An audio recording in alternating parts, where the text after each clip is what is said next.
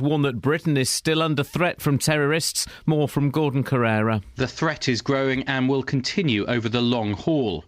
MI5 is stretched and some of its capabilities are at risk. That was the bleak message from Andrew Parker.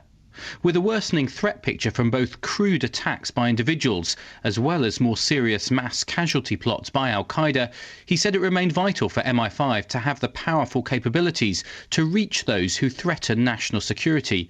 That, he said, meant ensuring the ability to intercept communications was preserved. Councillors in Milton Keynes have backed controversial plans for a new multi-storey car park on land next to John Lewis at the Centre MK. The £30 million car park would contain over 1,400 spaces. Last night's Development Control Committee voted 4-3 in favour, with one abstention.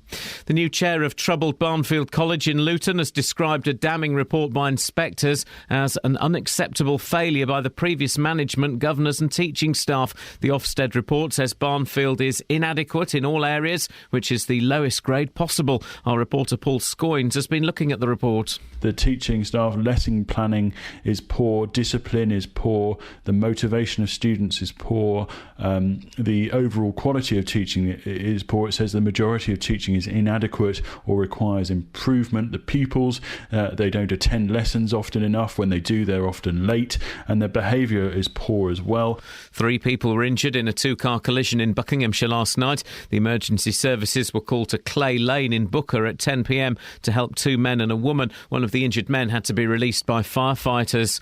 In sport, Luton were held to a goalless draw by fellow League 2 promotion hopeful Shrewsbury at Kenilworth Road last night. Meanwhile, in his programme notes for the match, Chief Executive Gary Sweet said the Hatters were close to acquiring land for a new stadium. The weather sunny but breezy this morning, more rain this afternoon, again accompanied by strong winds, a maximum temperature 13 degrees Celsius. And you can get the latest news and sport online at bbc.co.uk/3 counties.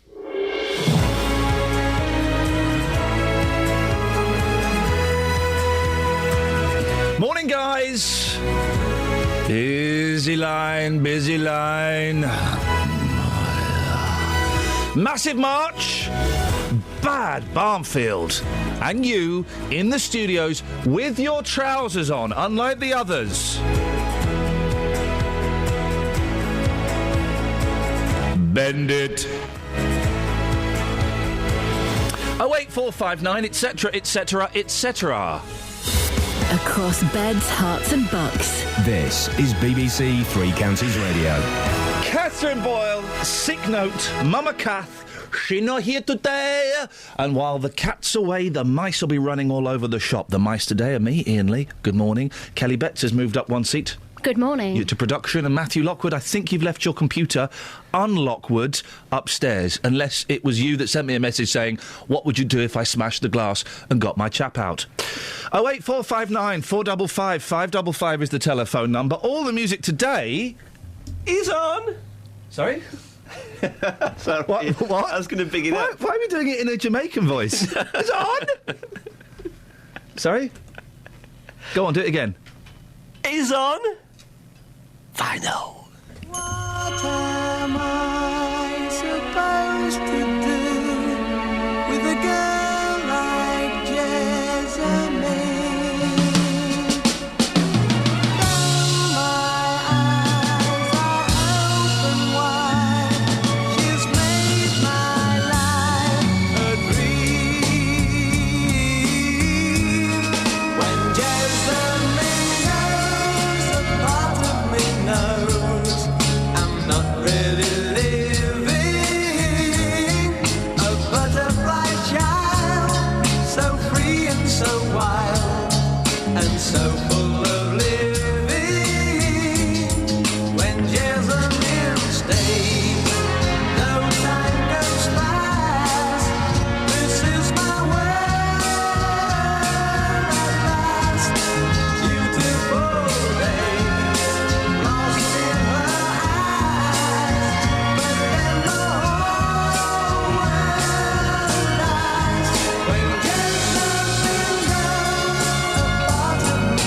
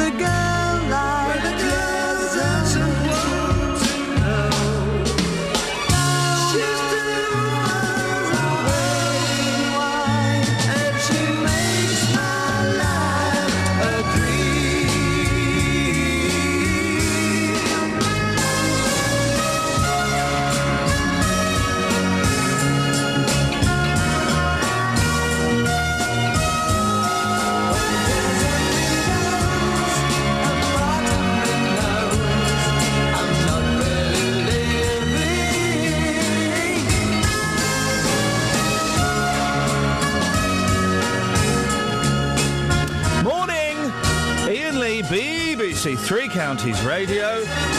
Let's get ready for the crackle. Although I gave this record a darn good scrubbing. Bought a record cloth, so we may not hear the... Shh, here we go. There we go. There it is. There's the proof. Hello. No, shh. There. Matt, just tell us how you got to work, please. I got to work in the car. I'd have loved to have come into work on a jetpack, but I can't afford one. We've just discovered an old recording from 1933 when the BBC went up north to record some northern voices. Have a listen. Oh.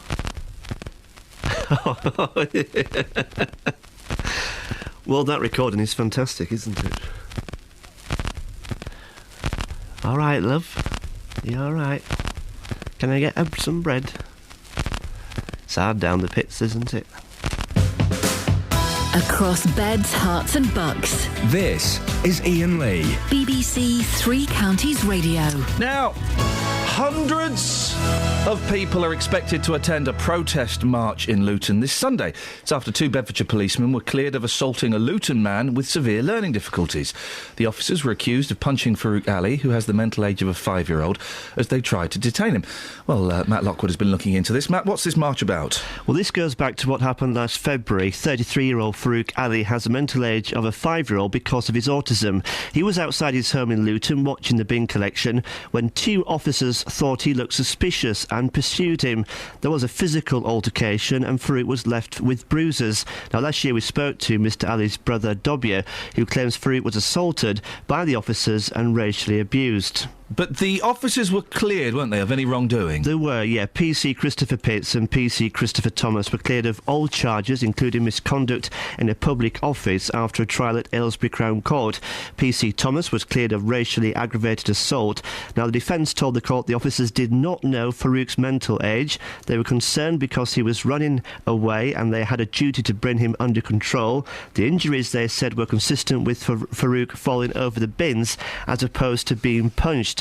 Now, both officers do remain suspended pending the outcome of a misconduct investigation, which has been carried out by Leicestershire Police. Now, the reaction of the family to the outcome of the court case was one of absolute shock. Now, they've vowed to continue their fight for justice, hence this march on Sunday, which starts at 1 o'clock in Bury Park. But the march has now been expanded, hasn't it? And it's including other groups. Yes, the march is called Luton for Justice, and the other campaign groups will be there, including Justice for Leon. Remember, that was set up after Leon Briggs died in police custody in Luton in November 2013 after being detained by officers under the Mental Health Act. That case is still ongoing, with a number of police officers and staff still suspended. Liberty Louise is from Justice for Leon. She told us why they'll be joining the march on Sunday. The police are there to supposed to protect and serve people, and particularly vulnerable people. So we've identified that there's a main issue with this within our town, and to be honest with you, there's an issue with the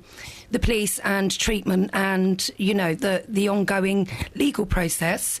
That means police officers aren't brought to justice, and this isn't just happening within our community. We know it's happening all across our country and obviously in other countries, so we think it's important that we show a united front to say that our community isn't prepared to put up with that. I suppose it's all right showing a united front, but I guess the danger could be this makes the march just an anti-police march as opposed to having a specific cause. Well, certainly that's the danger, but the organisers, Justice for Luton, says this is about fighting for what they see as discrimination and injustice within the police and legal system. The lawyer representing the family of Farouk Ali also says there's a clear objective in their case. They want the 2 police officers who are currently suspended to be sacked, and if that doesn't happen, there'll be other protest marches in Luton. Atik Mali says it's important the communities of Luton take a stand. We are all from Luton. We all are one big community. It doesn't matter what our colour, race is or religion is. We are one big community. We all pay our council taxes. We all expect the same level of service, and if we are all let down, we need to stand together united.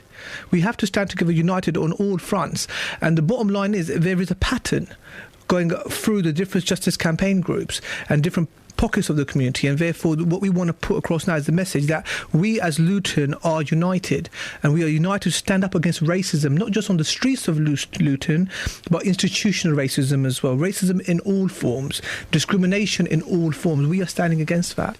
And later in the programme we'll be speaking to Mr Malik and hearing from the Justice for Leon group. Across beds, hearts and bucks. This is Iain Lee. BBC Three Counties Radio. Excuse me, just rubbing away in the studio here, cleaning my vinyl. Matt, you've not brought any records in for Vinyl Friday. Pourquoi? I forgot. Oh, we've been banging on about it all the time. I've been boring myself banging on about it. I was going to bring in some biscuits as well, but I forgot those. It's a pattern. I've been forgetting everything this I'll give morning. you a pattern of bruises on your face from punching you with my karate skills and my fists. Matthew? I do have He's ignoring a single... You. Matthew? What? Hello. There's a room just there full of records. Why don't you go and pick one? Let's see what he comes back with. He'll come back with something awful. Oh, no. You can go and pick something from there. Free play. All right. Free play Friday. Hey. But also, between 7:30 and 8, this is an experiment, Matt, and this may work, this may not work. We're opening the doors. Right. Okay, so people can come in between 7:30 and 8, sit in the studio, sit where you're sat. Ooh, exciting. And they have to come and be on air. If you want to bring your nan, you got your kids, whatever, bring them, come along and have a chat. Now, no one may turn up, but if people turn up, Matt... Yes. Would you sit in the studio with me? Right. Because I think you're a bit like a donkey in a field of horses or sheep. Do you know why they put a donkey in a field of perhaps slightly more aggressive animals, Kelly? No. It's to calm them down. Right, so you want the me donkey, to be... Let me finish. The donkey is a very passive animal, and it calms down. Perhaps you put a donkey in a field full of stallions because it will calm the stallions down. How does it calm them down? Just by its placidity. I'm a stallion, Matt, and you're an ass. And by being in the studio, you're calming me down, you're calming down my stallion tendencies, and I think you might calm down any potential nut jobs that turn up. Well, you up for it? If I can assist in that, I will do. Go and choose a record, go on. Travel news for beds, cards and bugs. BBC Three Counties Radio. On the M25 anti-clockwise, there's been an accident just before junction 16 for the M40. It's causing queues for 2 miles from junction 17 for Maple Cross. There are 2 overturned cars and a lorry as well, partially blocking the road. On the M11 southbound, we're hearing reports of an accident between junction 8 for Bishop Stortford and 7 for Harlow. And in Roxton on the A1 Great North Road, there are the roadworks around the Black Cat roundabout, so expect delays there later on this morning.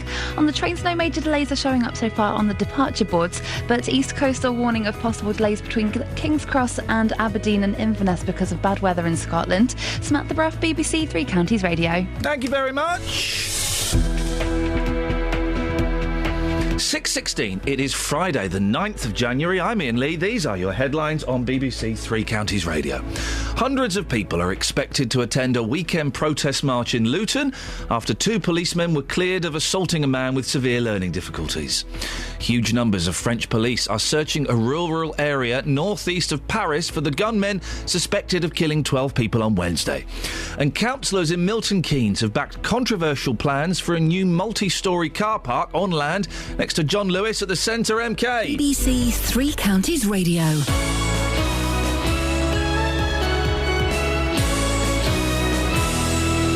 The Voice is back on BBC One. How I hit the button. Okay, is it this hand? How does it sound? In my head, it goes bang. It may seem fast, but for me, it's slow motion and it sounds like this. Are you ready? Pew! Bang! Are you ready? Boom! Boom! Are you ready? Does it make a noise at all when I hit it? Oh, what a sound effect. And then when my seat turns, This is Tom Jones. Well, I am Ricky Wilson. And me, Rita Ora. The new series of The Voice. Are you ready? Tomorrow night at 7 on BBC One and BBC One HD. Right, so the Being Swallowed by a Boa Constrictor song was written by Shel Silverstein. Right. Who's one of the greatest songwriters you will never have heard of. He wrote Sylvia's Mother. Oh. Yes. For Doctor Hook. Yes. Captain Hook. He wrote loads of songs for Doctor Hook, including this one, which I've just got to queue up. This, bizarrely, I remember, was covered by Cannon and Ball in the 80s. Oh, yeah. It's a work of genius. You know, we worked a long time on that. Don't swear, guys. Well, it really should be a tape. Let's try it again. Elvis, he's a hero, he's a superstar. And I hear that Paul McCartney drives a Rolls-Royce car. And Dylan sings for millions, and I just sing for free. Oh, everybody's making it big but me. Oh,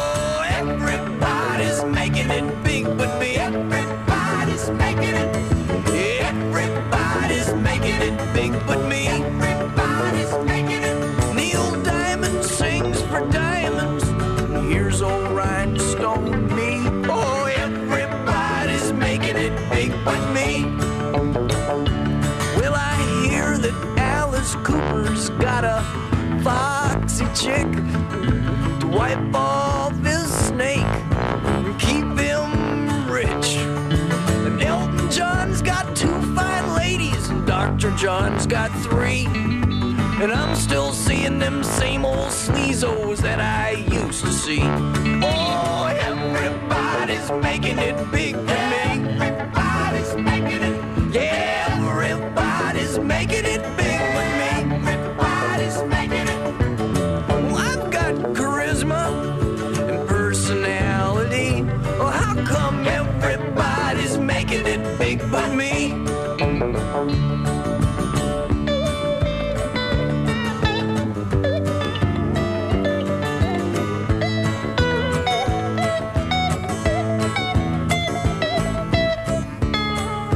What's wrong with that? I don't see nothing wrong with it, Rick. Well, I paint my face with glitter, just like Bowie does. And I wear the same mascara that Mick Jagger does. And I even put some lipstick on that just hurt my dad and mom. And everybody's making it big but me. Oh, everybody's making it big with me. Everybody's making it big. Yeah, everybody's making it big with me. Everybody's making it big. They got groupies for their bands, and all I've got. Steady, guys, steady. And everybody's making it big but me. Everybody's making it. I forgot there was an off-colour joke in this song. Never mind. Everybody's making it. Everybody's making it big. Everybody's making it. Everybody's making it big. Everybody's making it big but me. I forgot there was an off-colour joke in that, but they used to play that on... you're too young, Kelly, to remember Junior Choice, hosted by... but Scoins, do you remember Junior Choice? No. Flippin' heck, mate. Ed Stewpot Stewart would host a radio show, I'm guessing it was on Radio 1, on Saturday mornings for the kids. And I think Blackburn may have hosted it for a while as well. And they would play, like, kids' music, like Sparky's Magic Piano, and they would also play that. And it's got a joke about onanism in it. Unbelievable, eh, Scoins? I don't even know what that means. Well, go... Oh, flippin' heck. You don't... OK, well, go and look up onanism and thank me later, OK? Can I use your computer? OK, thank you very much. Now, Barnfield College, huh? The legendary Barnfield College, the one where lots of young people in Bedfordshire go for higher education. Well, we know that the Barnfield brand has been tainted by bad management, by maybe 1 or 2 dodgepots behind the scenes, but the education has been cool, hasn't it? Well, no. An appalling Ofsted inspection was published yesterday, marking the college inadequate. The standards of teaching, the behaviours of pupils, pretty much everything is very poor. Well, this is after last year's 2 damning government reports into the way it operated. Paul Scoins has been looking into this. Paul, inadequate, that's pretty much as bad as it gets, isn't it? It is indeed, Ian. It's hard to know where to start, actually. There's 21 pages in this report, and on each page... OK, there's on each page bar the last page, which is a sort of summary page of how they go about their business. It's terrible. I mean, it's really terrible. It's very embarrassing for Barnfield. There are 3 headlines that I've picked out that I think sort of sum up the kind of seriousness of this. One of the areas that Ofsted looked at was the sort of quality of teaching, and it says that the significant majority of teaching, learning and assessment requires improvement or is inadequate. It also said when those staff who were marking others on how they did their job and in terms of, their lesson conduct and all those sort of things, they were overestimating the quality of the teaching. Effectively, they were bumping up poor teaching. The attendance, punctuality, behaviour of the pupils on the main site was poor as well, and effectively learners weren't making very much progress in their lessons because the tutors' planning for the classes just wasn't up to scratch. So, I mean, I could go on, but there's just a litany of errors. We've known for a while, Paul, that the problems behind the scenes were very bad, and that was almost an understatement. Didn't the Federation try and fix all of this? Yeah, absolutely. And I mean, they tried after these reports came out to highlight, some of the areas behind the scenes where they could have done better. And they admit in the statements that they've sent us that the college has lost its way. Those reports that you talked about earlier on, they were triggered by some whistleblowers back in 2013, and they found that there was a sort of shambolic management structure behind the scenes. Vast sums of money had been claimed for students at the college who they couldn't actually prove existed. There was massive losses on failed building projects, that particularly chaotic management system, and who can forget that vast amount of money spent on chocolate and leaving parties and things like that. And as you say, Barnfield at the time went to great lengths to tell us at Three Counties that they knew the college had problems, but it was not really about the academic side of things. It was always about the way that the college was structured, and they told me repeatedly it's not academic related. So this obviously is just rather embarrassing. And I should say as well that the report does alludes to the fact that there are still those sorts of problems behind the scenes in terms of the way they sort of assess their markers, the way they go on to different institutions that the college just isn't really aware of. So there are still some structural problems around the back office of this organisation. What happens next, Paul? What happens next? Well, the Federation actually splits up at the end of the month. So Barnfield, as we know it, sort of will end at the end of January, and this is a rather sort of ill-fitting swan song to go out on, I suppose, isn't it, really? But the academy, and the college are going to go on and become separate institutions. Now, the report says they have made some progress recruiting a new board. Steps are being taken to resolve things, but I don't know what will happen to the Barnfield brand, whether it will remain at the college. I think that's the way it's going to be. I think the academies are going to change their names.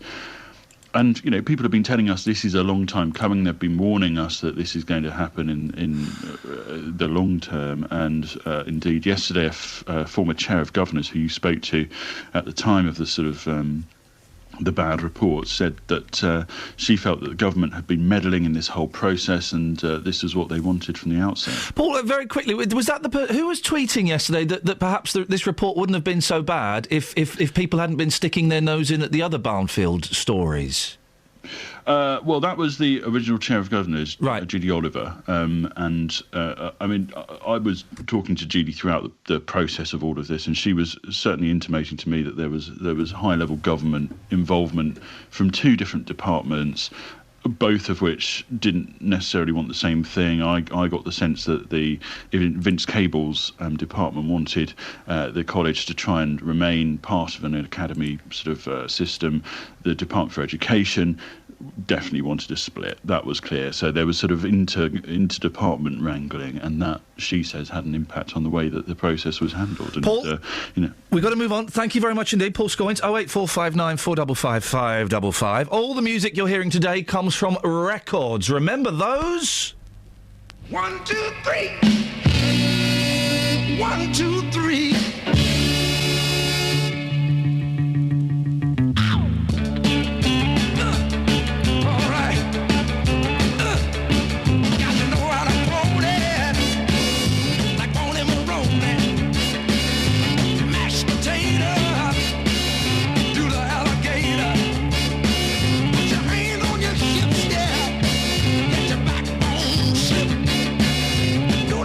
To say, like my little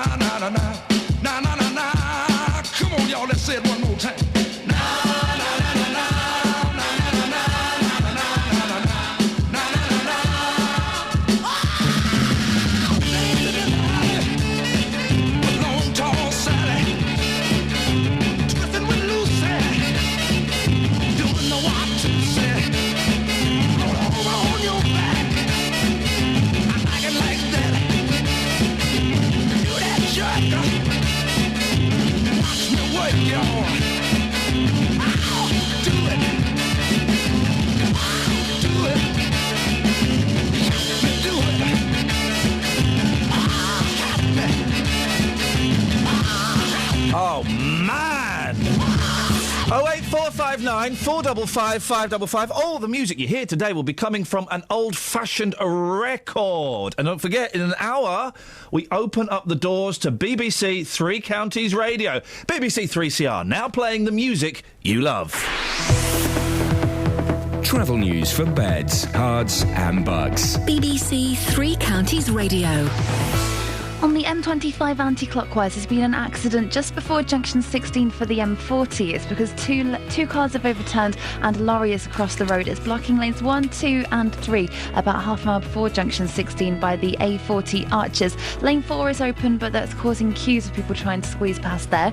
On the M11 southbound, there's been an accident between junction 8 for Bishop Stortford and 7 for Harlow, but that has now been cleared and things are moving fine through there again. And in Beaconsfield on Amersham Road, there are temporary lights in place at Bottrell's Lane, so expect that to get very busy later on. Checking the trains patch boards, and there are no major delays showing up at the moment. Samantha Bruff, BBC Three Counties Radio. Across beds, hearts and bugs. This is BBC Three Counties Radio.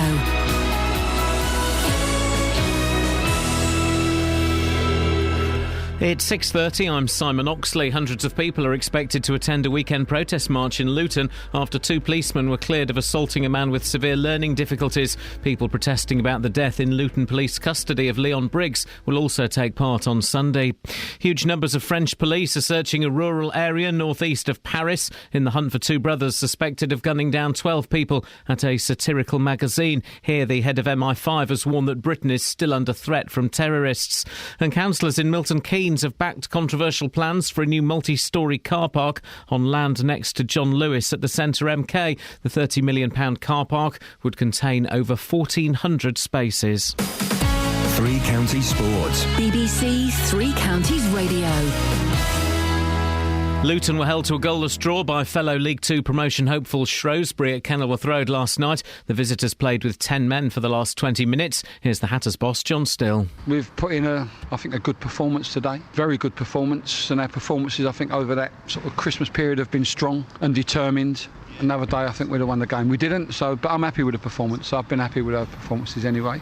In League Two tomorrow, leaders Wickham host York. Former Wanderers winger Paris Cowan Hall has been named League Two Player of the Month for December. Stevenage are at home to AFC Wimbledon. Defender Dean Wells says he's looking forward to coming up against the striker known as the Beast, Wimbledon's Bayo Akinfenwa, who scored against Liverpool on Monday. When played against before, you go up for a header, but then all of a sudden this arm comes out. It just it not even touches you that hard.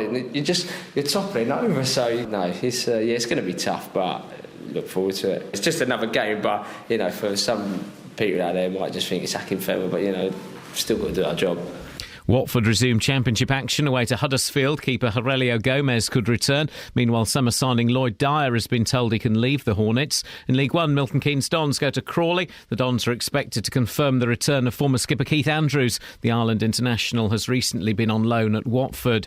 Elsewhere, the chief executive of the Professional Footballers Association, Gordon Taylor, is facing calls to step down after comparing the convicted rapist Ched Evans' attempts to clear his name to the Campaign for Justice by families affected by the Hillsborough disaster.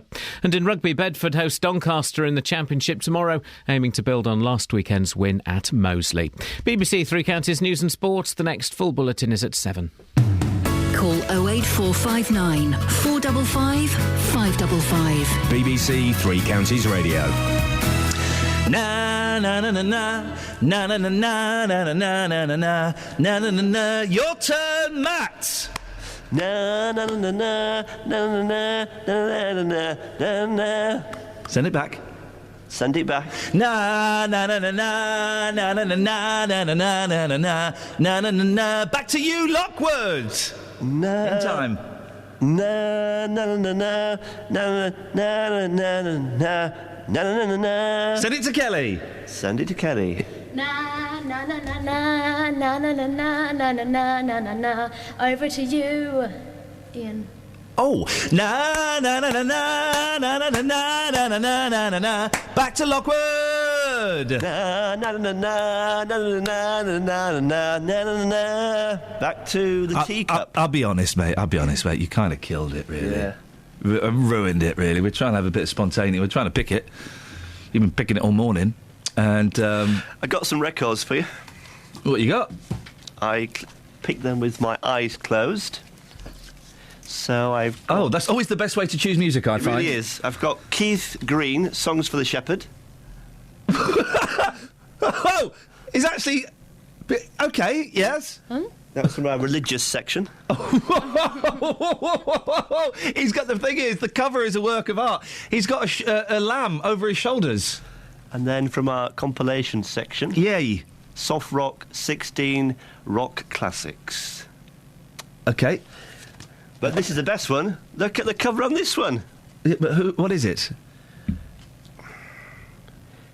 It's got... I don't know. OK. Let's play a song now from... What's it called? Songs for the Shepherd? Songs for the Shepherd. Here it is. Bring 'em in, buddy. Bring 'em in.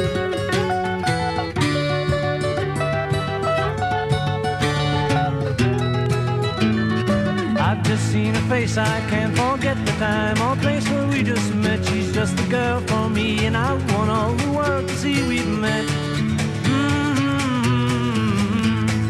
Had it been another day, I might have looked the other way, and I'd have never been aware. But as it is, I'll dream of her tonight. Falling, yes I am falling, and she keeps calling me back again.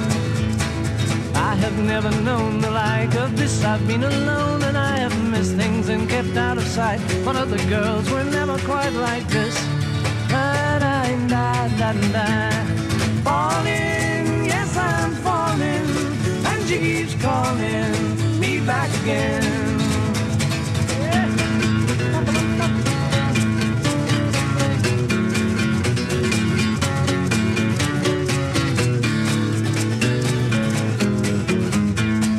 Falling, yes I'm falling, and she keeps calling me back again.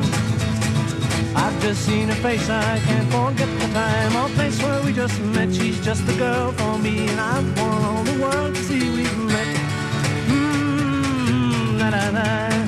Falling, yes I'm falling, and she keeps calling me back again. Is it about a gap year? Falling, yes I'm falling, and she keeps calling me back again. Is it about a gap year? Oh, falling, yes I'm falling, and she keeps calling me back again. I imagine it's got something to do with grot bags. 08459 455 555. I wonder if anybody's going to turn up, Kelly Betts, at 7:30. I wonder. I mean, if they don't, it's fine. It's an experiment, so it doesn't really matter. But it means we've got 30 minutes of radio we have to somehow fill with something, because we've got nothing queued up for it. But, I mean, if is anybody coming? If you can't be bothered to come in, can you at least call us? Yeah, and give us an excuse as to why you're not. I thought today... In fact, we should do an attendance sheet. Yes, a And register. you have to ring in sick. Yeah. If you can't come in, you have to ring in sick. I thought today we could play a little game, nicknames for Mathwood Lockwood. Okay. You up for that? Oh, yeah. I've been sent some already by Scott. Lockwood, Lockster, Little Locks, the Lockmeister General, the Loch Ness Monster, and Goldilocks. The Lockmeister General. OK, so Come Goldilocks it is for the moment. Yeah. Can you think of any nicknames for Matthew Lockwood? I'll describe him. He's a bit of a plum. 08459 455 555. Kelly, it's with great trepidation I say, have you found anything in the papers? Sitting on the lock of the bay. Sorry? Yeah, I found some stuff. Lockdown! Oh, nice. That's Matt's music, heavy metal music show on a Saturday night you can hear just after BBC Introducing. At 9 o'clock, it's Lockdown! Lockdown! That's not bad, is it? That's good. And BBC Local Radio, they'll probably do that rubbish as well. Yes, what you got? Hello. I'm looking at the Express. I'm on page 27. If it's that flipping dog. It's that flipping dog. Jeez, let the dog go, man. No. So Natural selection, let the dog die. Oi. What? There was a little doggy found on a train station platform. Yeah. With a little suitcase. Yeah. Already, don't you... No, I think it's a stupid story. Did he pack it himself? No, he's a dog. He's What's not in Paddington. there? What do you think was in the suitcase? I bet he had a bone in there. I bet he had a squeaky toy. Who knows what else? Yeah, some stuff. Anyway, he's got an owner now. That's the end of that. I don't know. The thing is, right, OK, so a dog gets left on a... Where did he get left? Platform. Right, OK. He gets left on a platform with a suitcase. Everyone goes, oh, but what a bad person to do that. Well, we don't know the mental state that the person was in. So, you know, who knows what tragedy they're going through. So that person's getting bullied. And secondly, all right, it's one dog. What about the millions of other dogs? I don't know if it's that many. What about the loads of other dogs that are going to get exterminated because no one wants them? I know. It doesn't... Oh, that record's stuck to that. Isn't that funny? This dog was quite lucky that its owner, even though it was abandoned, but with its favourite pillow and toy and bowl of food. You know, it was thought of. No, it was. I hate these stories that are meant. This is the reason I hate Forrest Gump, because they are deliberately pulling our heartstrings. They are trying to manipulate us, and this story is a manipulation. I care not a jot about this dog. Oh. What if it was a cat? Oh, this is cats. If it was a cat, I'd go and shoot the cat myself. Sorry, did I say that on the radio? Yeah, you did, Matt. And you should probably actually do a heartfelt apology. I apologise to all cat owners in the 3 counties. What's your beef with cats? Seriously though, what is your beef with cats? They just abuse you. They have their tails. They come round your legs. With their tails. That sounds so abusive. They just use you. Yeah, they don't sniff your crotch. And then like dogs do. Once stayed at a friend's house. I was in his room. He shut all the doors, and he had 3 cats. No, it's disgusting. And one was on the wardrobe, 2 were on the desk, and they were prowling round the room all night. I was just lying there. You could have opened the door and let them out. Absolutely terrified. Okay, so they came around your legs. Came around my legs.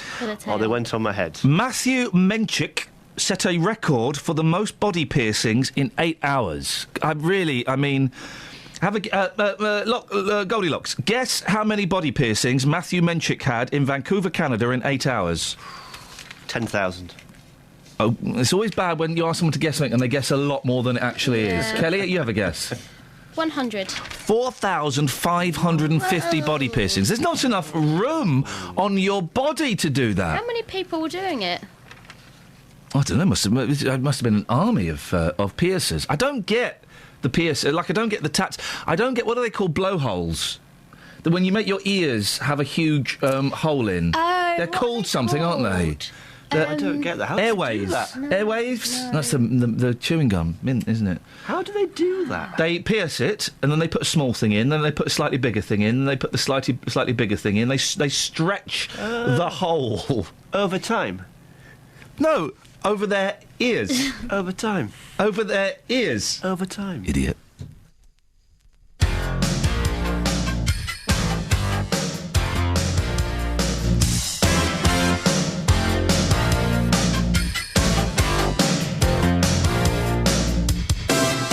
Say you don't know me, I recognize my face. Say you don't care who goes to that kind of place. Knee deep in the hoopla, sinking in your fight. Too many runaways, eating up the night. Marconi plays the mamba. Listen to the radio. Don't you remember?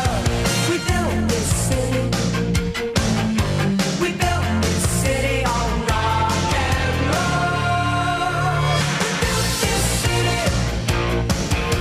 We built this city on rock and roll. Built this city. We built this city on rock and roll.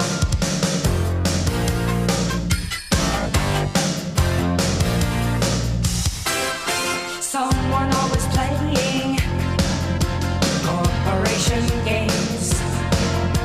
Who cares? They're always changing corporation names. We just want to dance here. Someone stole the stage. They call us irresponsible. Write us off the page.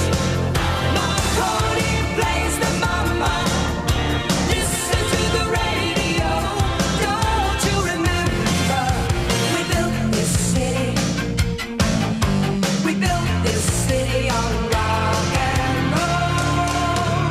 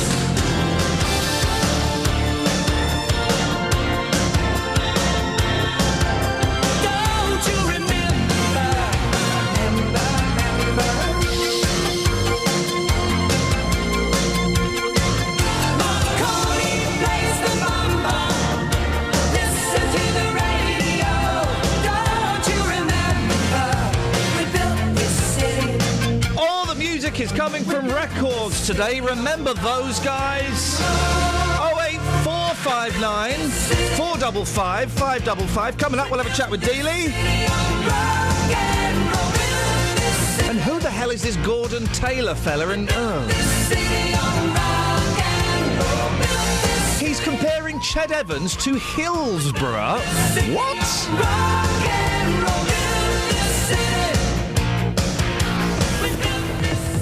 Travel news for beds, cards and bugs. BBC Three Counties Radio. The M25 anti-clockwise is partially blocked just before junction 16 for the M40 at the A40 Arches, and that's because of an accident. Only one lane is open, so that's mixing with the rush hour traffic that's starting to build up. Queues are reaching junction 19 for Watford now. In Neaston on the North Circular Road, there are queues between the M1 Staples Corner flyover and the Brentfield Road IKEA. And having a look in High Wycombe on the speed sensors, it's moving well on the A40 Oxford Road at the moment through the roadworks at Oxford Street, but it could get busy later on in both directions as those go on. On the trains east coast, a warning of possible delays as a knock-on effect as a storm in Scotland, but having a look at the departure boards, no major delays are showing up at the moment. Samantha Bruff, BBC Three Counties Radio. Thank you, Sammy. 6:47, it's Friday, yes, the 9th of January. I'm Iain Lee. These are your headlines on BBC Three Counties Radio.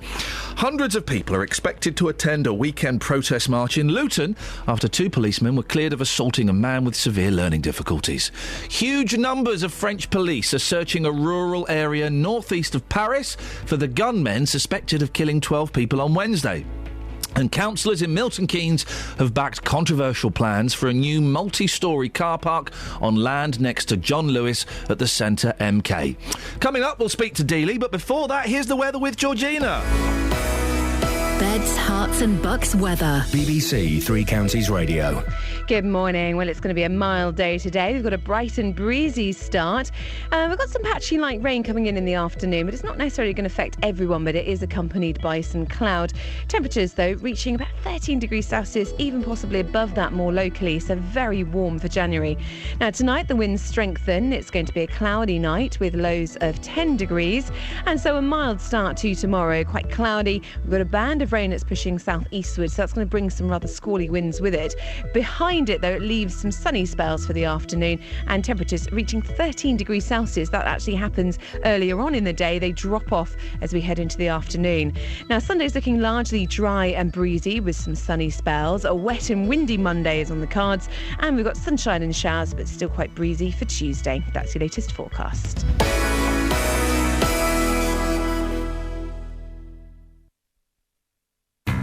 Tomorrow, Three Counties Sport has another 4 live games. There's uninterrupted commentary on Watford away to Huddersfield. Hills it back into the box. And John's there! It's 4-1! MK Dons at Crawley. Ali onto his right foot. Ali with the shot. And there's 5. Stevenage versus AFC Wimbledon. Oh, Dean Parrott! And Wycombe entertaining York. Wycombe Wanderers have broken the deadlock. Choose which game you want to hear in Three Counties Sport. Tomorrow from 2, here on BBC Three Counties Radio. That's what I see. I see you, yeah. What game will you choose?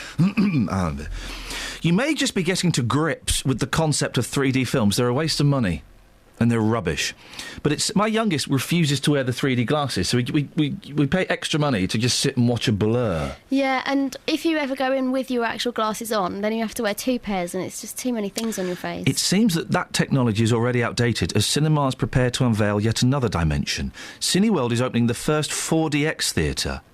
Well, I've seen 4D films. The fourth dimension is spray and smell. Let's continue and see if I'm correct. Mm-hmm.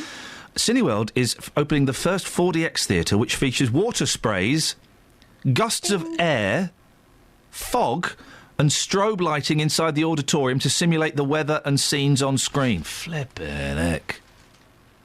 The new multiplex in Milton Keynes... Ooh, local and vocal. ...which will feature seats which shake and rock back and forth. Hey, Justin, I bet you've been to the cinema where the seats have been shaking and rocking back and forth, haven't you? Oh, I certainly have. Good times. All synchronised with the film's action. Here we go. They're also equipped with a tickler.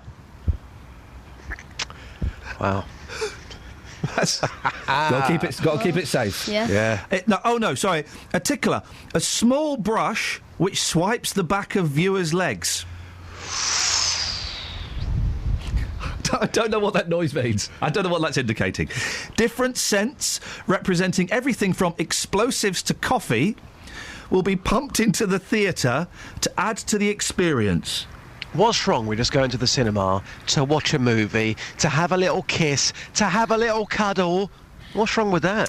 This is brilliant. The world's first 4DX cinema was launched in 2009 in South Korea, and since then 150 more have opened in 30 countries. While most cinema goers have been impressed by the technology, some have reported motion sickness, and many were left damp after the latest Pirates of the Caribbean film. Love that. I would actually like that. This is too much. Sorry? No, it's I'd too be up much. for that. OK, it's friends having a conversation, Matt. Sorry, you weren't... Part of it. It's too much. Yeah, we've had an email, Matt. Yeah. It's a complaint about you. Really? Morning, Ian. How's Matt Lockwood's series going on Pond Life? Oh. That's what I remember him for. Yeah. It could go with J-Dog's serial killers. Oh, don't bother. What? I think he's referring to Lockers there. Right, not me. Can I just make a point here about please, the mate. pond in Watford, which, of course, Matt Lockwood was very passionate about the last only year. person that hated it. Everyone else loved it. 2 weeks ago, before Christmas, my nan insisted on a family trip to Watford so she could Classy see lady. the new pond. Hello, Nanny Dealey. Yes. Classy Morning, lady. Nan. Morning. Yeah. So, and if Lockers had got his way, your nan would have been deprived of a fun day out, wouldn't she? She would have been, yeah. What did she think of it? She thought it was fantastic. Of course she did. She's got taste, mate. Every single person I've spoken to thinks that pond in Watford is absolutely top draw. Anyway, listen. When are we going to get some more serial killers, Just? When do you want serial killers? What, next week? Yes, of course. I've got the office. It's upstairs. It's got everything that I need. It's got a computer. It's got a telephone. It's got a sound effects machine. Okay. I'm ready to go, boss. Right, a couple of things I want to have a chat with you about, and I've just lost the thing. Who's Gordon Taylor? Gordon Taylor is from the PFA. What's that? The British Football Association? No, Players Football Association. Right. Kind of ahead of that. But have you heard what he said? I've heard what he said. I know what he's trying to say. Hang on. He said, ordeal of soccer rapist Ched Evans is just like Hillsborough. Yeah. What he said, as I say, I think I know what he's trying to say, but what he's eventually come out and said is very wrong and very offensive. But the whole Ched Evans saga, it just carries on. To be quite honest with you, I'm bored of it right now. And I think, like you said a couple of days ago, I kind of feel sorry for him. And I feel bad for saying that. But here we have a man who has gone to prison. He's served his time. He's back out now. What's he supposed to do? He's a professional football player. What's he supposed to do? On a scale of sorry, right, and I did say I feel slightly sorry for Ched. On a scale of sorry, for the victim, I'm 10 out of 10. Absolutely. For Ched Evans, I'm 0.001 out of 10. Sorry for him. But the longer this is going on now, I think the public and their sympathy towards him will grow. Here we have a football club, Oldham, who were trying to take him on, and people at the football club were receiving death threats. Yeah. Now, rape that threats, is rape threats, some of them. Absolutely incredible. But what's he supposed to do? If he's not going to play football, what is that man supposed to do? He can't just... building work? Well, if he goes and gets building work, window he's gonna cleaning, be abused. Well, his life is pretty much over. He's got to carry on somewhere. His life as a professional footballer could be. I mean, he's come out with this. Well, it's not an apology, is it? He's come out with this statement. My silence has been misinterpreted as arrogant, and I would like to state this could not be further from the truth. I wish to make it clear that I wholeheartedly apologise for the effects that night in Real has had on many people, not least the woman concerned. That's not an apology for rape, is it? But then again, what's he supposed to say? Because I'm really sorry for what I did. But in his mind, he believes that he's innocent, so he's not going to come out and make a full apology if he doesn't believe he's guilty. But in a court of law, he's guilty. The legal system has found him guilty. Now, there's going to be an appeal. Yeah. What happens if the appeal holds up the original verdict, will he still think he's innocent then? Will he apologise then? I don't know. I mean, who knows? I mean, as far as I'm concerned, he's gone to prison. This may sound harsh to a lot of people, but he's gone to prison. He's paid for what he's done. As of course, as you mentioned, in a court of law, he was found guilty. He's paid for what he's done. He's now back out. People need to calm down because he's got to carry on with his life. He can't just sit at home all of his life and do nothing. I've got to interrupt because I want to play one more record. We're going to play Stevie Nicks from Vinyl. Two things for us. Could you just go and ask the question, do you feel sorry for Chad Evans? Yes. And could you get nicknames for Matt Lockwood as well, please? Could you do that? Absolutely. Cheers, boss. See you later. Bye. Ta-ra.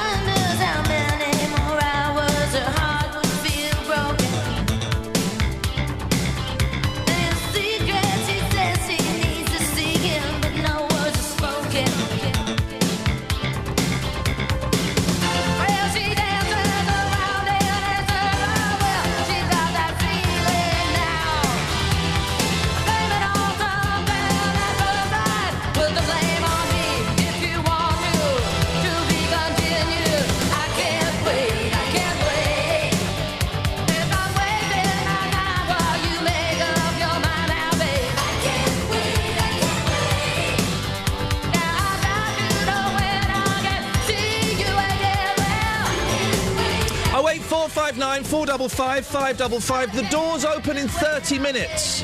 Is anybody going to turn up? I've literally no idea, and that excites me. Travel news for beds, cards and bugs. BBC Three Counties Radio.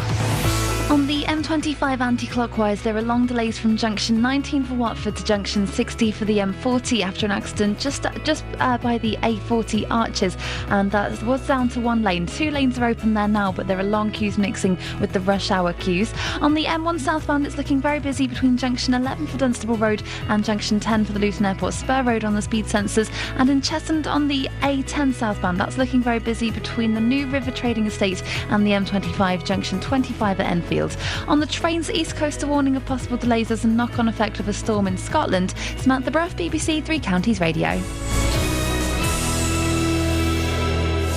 Thank you, Sammy. Coming up, more on Barnfield, a little bit on Billy Dove. Between 7:30 and 8, we have no content. That's down to you. You going to give us some? Local and vocal across beds, hearts and bucks. This is BBC Three Counties Radio.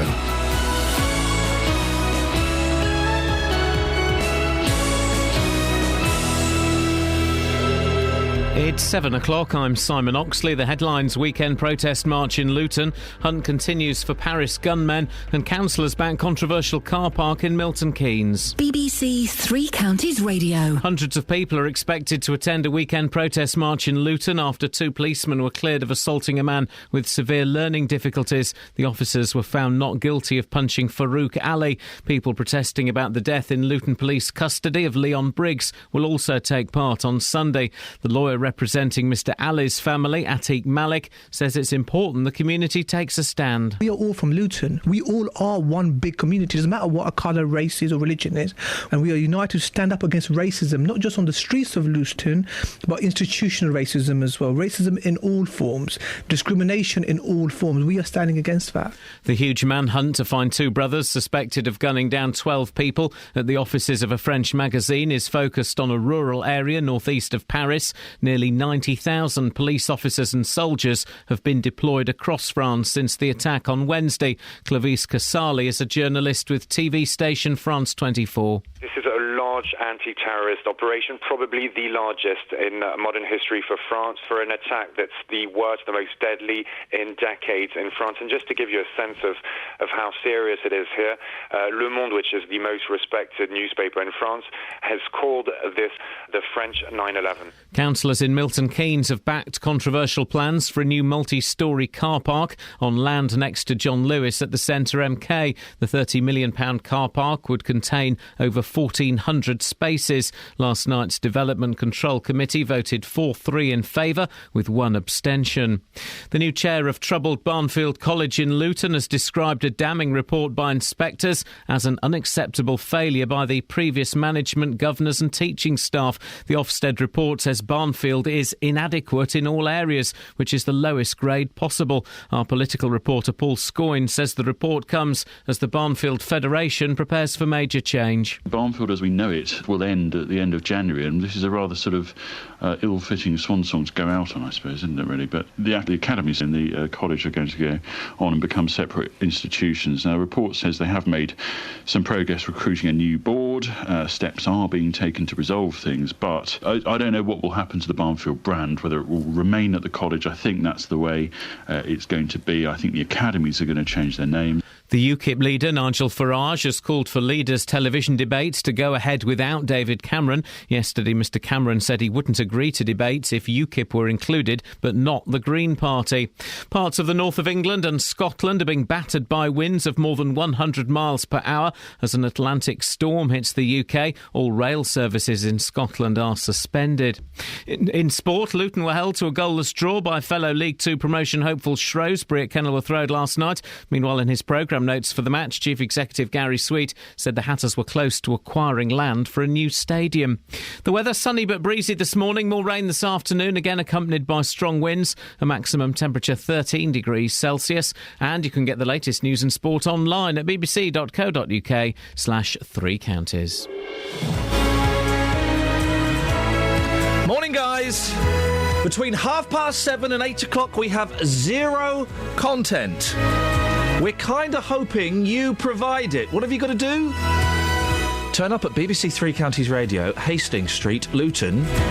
Come and sit in the studio with me and Matt Lockwood. That's it. And no one may come, in which case, Kelly, do you know any songs? I've got a text on this. OK, go on. Shall I do it now? Yeah. Morning, Iain. Our crew would come in, but yeah, a bit far from Walsall. Hey, yeah, OK, well. Across beds, True, we are. We are a bit far from Beds, hearts and Is bucks. BBC Three Counties Radio. Here's another thing I meant to mention earlier on. David Cameron being called a chicken. Oh, yeah.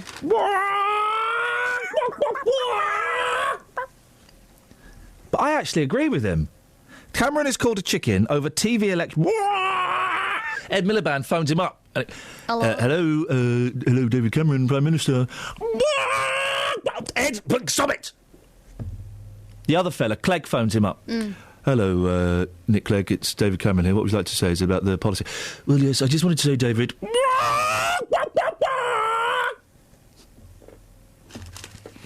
David Cameron was yesterday accused of being chicken after he ruled out taking part in televised pre-election debates, unless the Green Party is included.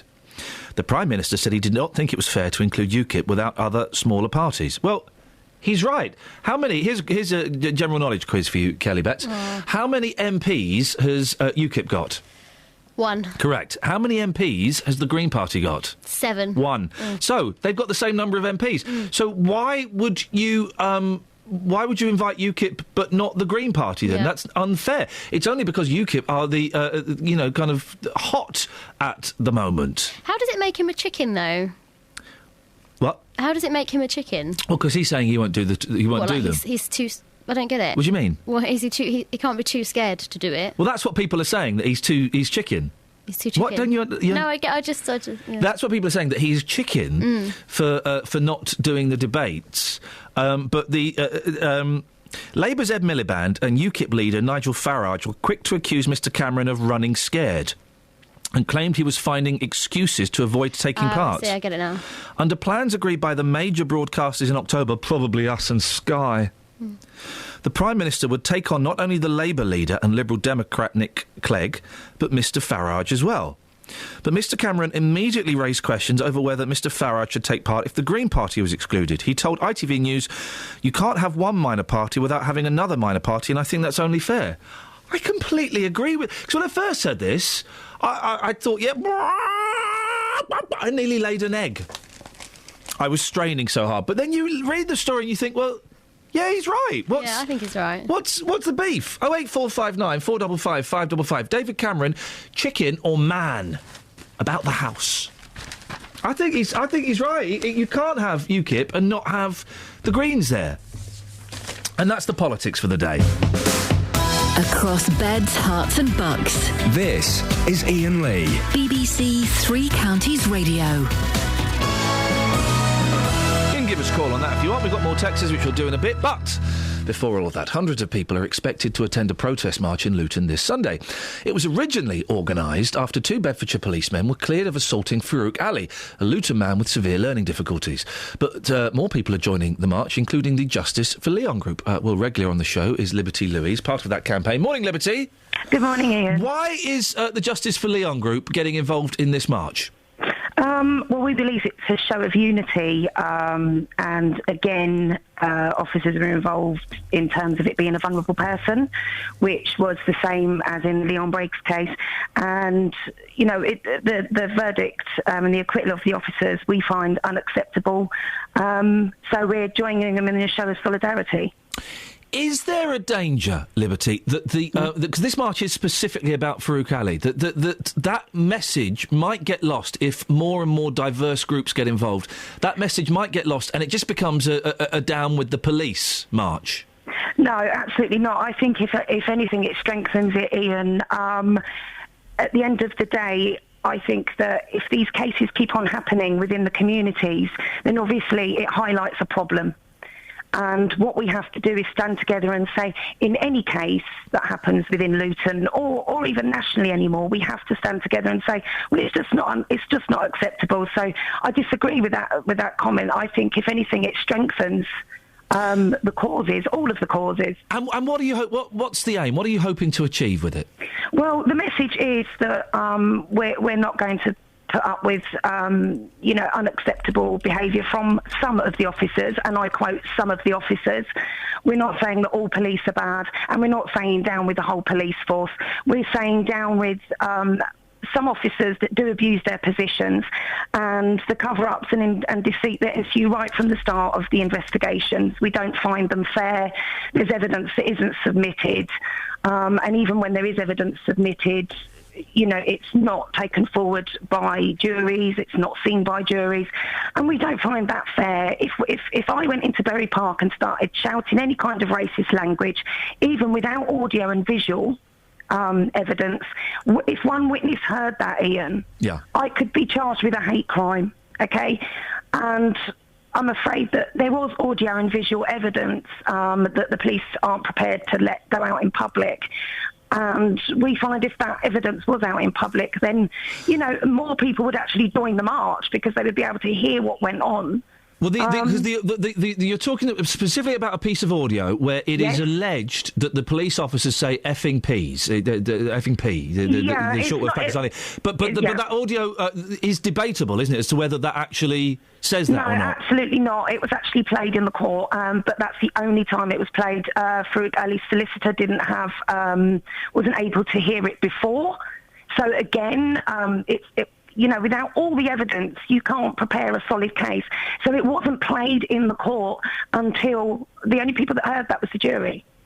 And the family, that was the first time the family heard it. A transcript was written of what the audio was, and a transcript is script of what was said on the audio. It's what people make out. And just to because I have to liberty for legal reasons, the defence said it was unclear what was said, and of course the jury found those two coppers not guilty.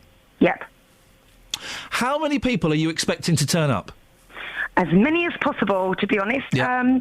Obviously, we're hoping for a few hundred to turn up. We want all sectors of the community to come and stand with us as well. And this is why it's important. If we keep saying it's okay, it's just status quo. They're in a position of power. There's nothing we can do about it. People will not be held accountable. Can I just say a couple of statistics before anything else? Okay. So following a Freedom of Information request in 2012, 60 officers were reprimanded in Bedfordshire Police regarding racial offences. Out of those 60 officers, there was no dismissals. I saw those stats. Right. Okay, the HMIC report for this year regarded one of the biggest issues highlighted within Bedfordshire Police was the lack of integrity. Now, I think those two are linked, because integrity is a moral grounding, and obviously scoring 1 out of 21 on a HMIC inspectorate report as well is rather low. So I think it shows there is a problem, and if the police aren't willing to identify and do something about it, then it's up to the communities, because we're the ones that are affected by that. Okay, Liberty, where and when, if people want to come, where and when do they meet up? Yeah, okay, it's in Bury Park at the Nadeem Plaza from 1 o'clock, and we'll be doing like a slow march to the police station. Liberty Louise, we may speak next week to find out what happened and how it went. Thanks for your time. Call 08459 455 555. BBC Three Counties Radio. 08459 455 555 is the telephone number. I'm getting slightly anxious. Matt Lockwood, has anybody turned up yet to... Sorry? I didn't like that mock. That was a mocking laugh. No, it wasn't mocking. How would you describe that laugh, mate? Nervous laugh, not a mocking laugh. Oh, okay. I'll never mock you. Okay. Never mock you. Not after last time, mate. And that was a knee-jerk, literally a knee-jerk reaction. You shouldn't have stood so close. How many people have turned up so far for the open door policy? Let's have a look. Right. Wait a minute. Oh, he's bailed out at the last minute. She has a birthday party to go to. Although I don't know why it's 7:30. This person is not feeling too well. Okay. Maybe one. Possibly.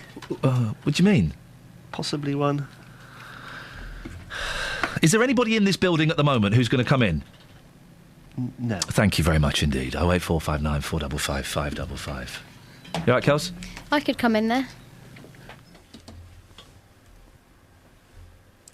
Lucy's on the line. Good morning, Lucy. Good morning. What would you like to say?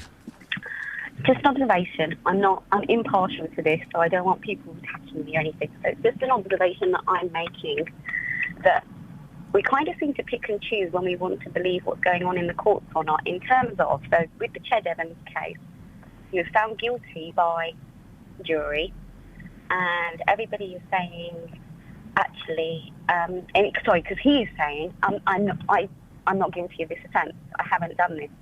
And people are saying, well, he's been found guilty by a jury, by members of, our peers, and therefore he shouldn't play football anymore because he was found guilty. He needs to, part of his, rehabilitation is to admit his offence. Now, in this case, with the police, they're saying, actually, the jury, and it's the same, members of our peers kind of thing, a jury has found the same, law, same system, has found these police officers not guilty. So why are we not accepting that when we're... Well, I think the suspicion might be, for some people, that the police... There are historical accounts of the police lying and there being cover-ups and the truth not being exposed for a long time. Hillsborough is the example that springs to mind instantly. So there will be some people who perhaps think this is kind of another cover-up and the police getting preferential treatment. Yeah, I just think we kind of pick and choose a little bit when we decide, yes, it's the jury that's made the decision, or when it's the jury that hasn't made the decision. Yeah.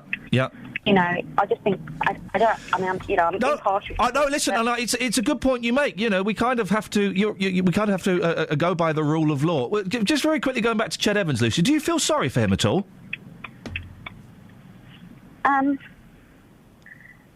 Do I feel sorry for him that he's not able to play?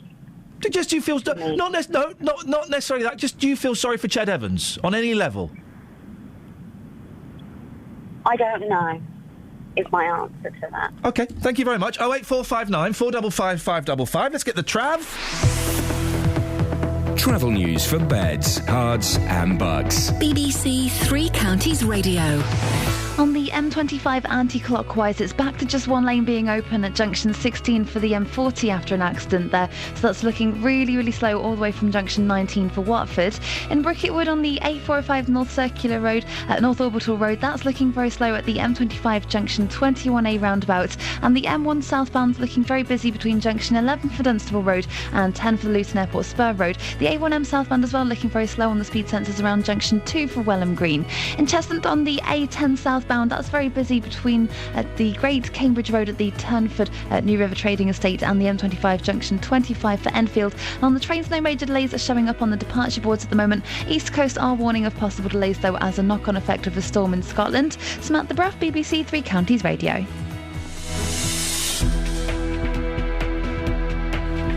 Thank you very much, Sammy. 08459 455 555 is the telephone number if you want to give us a call about any of the things we're talking about. You're more than welcome to. These are your headlines at 7:17 on BBC Three Counties Radio. Hundreds of people are expected to attend a weekend protest march in Luton after two policemen were cleared of assaulting a man with severe learning difficulties. Huge numbers of French police are searching a rural area northeast of Paris for the gunmen suspected of killing 12 people on Wednesday, and councillors in Milton Keynes have backed controversial plans for a new multi-storey car park on land next to John Lewis at the centre of Milton Keynes. BBC Three Counties Radio.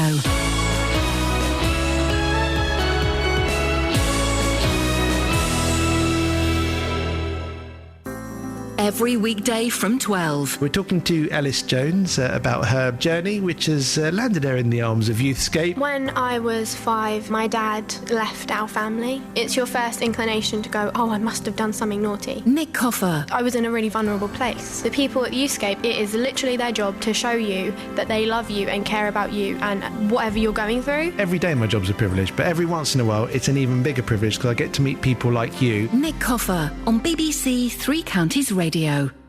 Now, a story that we've been covering a lot, the story of Billy Dove, who was fatally stabbed in the centre of Hemel Hempstead in 2011, gosh. Well, since then, we've followed the story of Billy's Wish. This is an anti-knife crime charity that was set up in his memory in the town. Well, now it's received additional funding from Hertfordshire's Police and Crime Commissioner, David Lloyd, so that it can spread out to the entire county. So not just in Hemel, but all over the county. Well, we'll hear why he's giving it his support in a moment. But, Justin, you were at the launch event in Watford yesterday, and you followed this story from the beginning, haven't you? Yeah, I have, and I have to say the family are doing a fantastic job. I went to the launch in Watford last night, so now it's officially out of Hemel. They showed 3 videos, and I walked out of that room last night, and I just felt cold. Yeah. The videos are not aimed at me, they're aimed at school children, and they really, really get the message across. So the charity now is really moving in the right direction. After the event, I spoke to... This is just these videos. They're to basically show kids, and I don't know what age. Maybe we'll find out. That actually carrying a knife is a pretty stupid thing and dangerous thing to do. It is. Interestingly enough, there's 3 videos. So for the younger children, they don't mention the word knife at all. Right. No mention of knives in there. But the older the children get, these videos, they are brutal. Yeah. They really are brutal. And I would be shocked if any child watching that was to go out and carry a knife off the back of watching those videos, because they are just so hard-hitting. People were pretty much in tears last night watching these videos. So after the event, I spoke to Billy's dad, Paul, and here's what he had to say. Fantastic, very proud. Proud for all the trustees of Billy's Wish. They've worked very, very hard. Some important people here tonight. We're out of Hemel, went to Watford, and hopefully further afield. Just keep going. And that's your long-term plan. You want this to go national. You want to try and save lives, not just locally in Hertfordshire, but right the way across the UK. Everywhere. Don't carry knives, that's all I say. Don't carry them. Being here tonight watching those videos upset me. Obviously, being Billy's dad, to sit through those videos. How do you do it? First time I've seen it for about 1.5 years, 2 years. Heartbreaking every time I watch it, but it's just hammering it home to the kids now that we can try and stop some of this. It's all worthwhile doing. It's a good thing. He's an inspiration to us all, isn't he? Is. Mike Penning, the Hemel Hempstead MP, was there as well, was he? He was. He got up and spoke. Billy was actually murdered just outside Mike's office. And he got up and said a few words. Mike is a big supporter of the charity and the awareness it's raising. And like many, Mike believes this should be going national. He really sees the benefits of this. We think it should go national. The young children are today, sadly, are the people that could be perpetrating these crimes like we had against Billy in the future. So if we can roll it out nationally, I've got Billy's Wish on the National Victims panel. So what the work they're doing here has been known about nationally. And I hope and pray that if it's ever happened to me, I will be like Billy's family and coming forward and doing something about it. How quickly do you think something like this could go national? Well, I think it can. It took a long time to get it right, and they didn't want to do it wrong. So it took 18 months to get the videos together and together and think, right, we now know it's working, and there's nothing to stop. And we thought we were just going to be hitting Watford this evening. Actually, there's 3 local authorities here this evening. There's teachers from 3 other authorities that are already saying, you were here, there's people saying, I'll put that on my website tomorrow, it'll hit 90-odd schools tomorrow, blah, blah, blah. That's the sort of thing, and this thing builds momentum. And if nothing else comes from the loss of Billy to save someone else's life, which is all the families want, just to save one more life, then it's worth it. OK, and the Hertfordshire Police and Crime Commissioner, David Lloyd, he's given funding to this charity, hasn't he? What's that for? Well, the funding is to make sure this goes out of Hemel and into Hertfordshire. As we know, that's now happening. The launch was in Watford last night, so it's now out of Billy's hometown of Hemel, which, of course, is doing very, very well in terms of the campaign and the awareness. So David Lloyd has granted £8,000 to make sure this goes county-wide. David has been telling us why this is so important. Knife crime isn't a huge issue on the streets of Hertfordshire, but I want to keep it that way. I want to make sure that it isn't a huge issue on the streets of Hertfordshire. And the way that we do that is by taking education, going into schools and educating people about the issues of carrying knives. And Billy's Wish is a really great way of taking that forward. I think that all those around the charity of Billy's Wish would want the memory of Billy Dove to be that we have no knife crime in the county. Call 08459 455 555. BBC Three Counties Radio. I've got to hold you back for a second, Justin. Okay. You've got missions to do, and after Biggers yesterday saying you were lazy, I know you want to disprove that myth. You and I are internet sensations. We are, yes. If you missed it, Justin and I, on the back of a guest we had the other day who said that they get abuse if they go out with their boyfriend. A gay guy, goes out with his boyfriend, holding hands, he gets abuse. Justin and I walked through the streets of Luton for 12 minutes. We were there for 12 minutes, holding hands, and it was horrible, wasn't it? Yeah, it was really uncomfortable. We got lots of looks, and it kicked off towards the end. Yeah. Somebody was looking at us when they walked past, and when they walked past, they turned round, and it was so loud, it was, ugh! Yeah, look, it was at horrible. that, ugh! So we kind of walked after him, and we asked him a few questions. He had his hands down his trousers, which was disgusting. It wasn't good. And he just said, look, for me, it's wrong. 2 men holding hands. He was absolutely appalled by that. But the sad thing about this is, Ian, that so many people have been contacting me over the last day or so. People saying to me that it's It's really, really sad, and we were brave for doing that. Why were we brave for simply walking down the high street, holding hands? That, for me, that is the real sad issue of this. If you can see the video. It's been seen by about 50,000 people, which is nuts. If you go to facebook.com/BBC3CR, it's right at the top at the moment. Or if you're not on Facebook, people have said, I'm not on Facebook, how do I see it? If you just go to YouTube and type in Iain Lee Justin, you can see it there as well. It's been shared by loads of different... we're big names on sosogay.com. Big names on sosogay.com. At last, where have you been, guys? And can I just say as well, please leave my scarf alone. I was wearing a scarf to keep me warm, and a lot of people are saying, where did you get that scarf from? You were dressed for the occasion. Look, I've had man flu the last couple of weeks. It was a scarf to keep me warm. Scarf. Just get over it, guys. I think we go and do this on a Friday night. I think this was at 10 o'clock on a Tuesday morning. Yeah. When Luton wasn't that busy. I think we need to go maybe somewhere else, not Luton, Hemel or somewhere. At 8:30 on a Friday night. I would love to do that, and also I would love to go to a football ground. Hey, that sounds slightly terrifying, but not bad idea. I think that if we're going to do this, and this was just a quick experiment, we didn't know it was going to be this popular. So many people have shared it, so many people have seen it, so many people have made comments about it. I think we take it one step further, as you say, go out on a Friday or a Saturday evening, go to a town centre, go to a football game, because if we're getting that after 12 minutes at 11 o'clock on a Wednesday morning, we did that. What's it going to be like at the weekend? And thank you. Catherine's idea, excellent idea. Scoins filmed it and put it all together, and Gareth did a lot of work on that as well. So thank you all of you for that. Cheers, Just. Go out on the street and earn your money, please. 08459 455 555. If you want to see the video, you can do. Facebook.com/BBC3CR. Been shared by about 600 people. That's nuts. Thank you very much. And if you're not on Facebook, just go to YouTube, type in Iain Lee Justin, and it will pop up, and you can have a little look there and let us know what you think. Lockers, have you got access to the text computer machine? Text? Sorry? Text? Yeah, people... Do people text the programme? Do people actually bother? I'll text you in a minute with my... and text you? I would... A, you don't have to get up and text, and B, I'm going to come in there and text you with my fist. Going to punch you in the face. Yeah, well... You're such a plum, aren't you? You're such an utter plum. Have you got... Nicknames for lockers. Yeah, that was it. Nicknames for lockers. What you got? No. What have you got? Punch you in the face. Steady on, fella. I don't really know. What have you got? I'll punch you in the face. OK, but what have you got? Anything? Got your number. Matt, I'm talking to you. Kelly? Hello, Ian. What is his problem? Who? This fella? He's typing like my nan, and she's dead. Wow. Have we got any texts, Kelly? Let's have a look. Bear with. Oh, here we go. Yeah? Oh, let Matt do it. All right, OK. No, read them to me, Matt. Don't just read them internally. Helen in MK, the reason that Ched Evans is being targeted is due to his continued denial of the rape. He maintains that he's committed the act, although he was found guilty on the evidence presented before court. Also, the victim has been hounded by his family, friends and supporters and forced to move 5 times. He should be made to work with rape counsellors for some time. She has 0.00001% sympathy for Ched Evans right now. You're asking, do you feel sorry for Ched Evans? I feel a little bit sorry for him. I say a little bit, I mean a real tiny bit.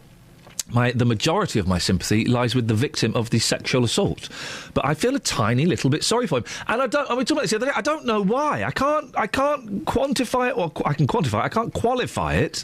But anything else, Kels? Or do we just go to the Travel, sit back and wait for the hordes of people to turn up at the door at 7:30? Yes. Controversial Travel. Travel news for beds, cards and bugs. BBC Three Counties Radio. On the M25 anti-clockwise, there are hour and 45-minute delays on the approach to junction 16 for the M40. Queues reaching junction 20 for Kings Langley at the moment after an accident, and 3 lanes are closed there after a car was overturned. And on the M1 southbound, it's looking very busy between junction 11 for Dunstable Road and junction 10 for the Luton Airport Spur Road. Having a look at the speed sensors on the A1M southbound, that's very busy around junction 2 for Welham Green. And in Beaconsfield on the A355, that's very busy busy between Longbottom Lane and the A40 London Road. On the A1 southbound, that's very busy between the St Neots Junction and the Black Cat roundabout through the roadworks. But having a look at the train departure boards, no major delays are showing up at the moment. Samantha Bruff, BBC Three Counties Radio. So controversial. She's going to get us taken off the air. Across beds, hearts and bugs. This is BBC Three Counties Radio.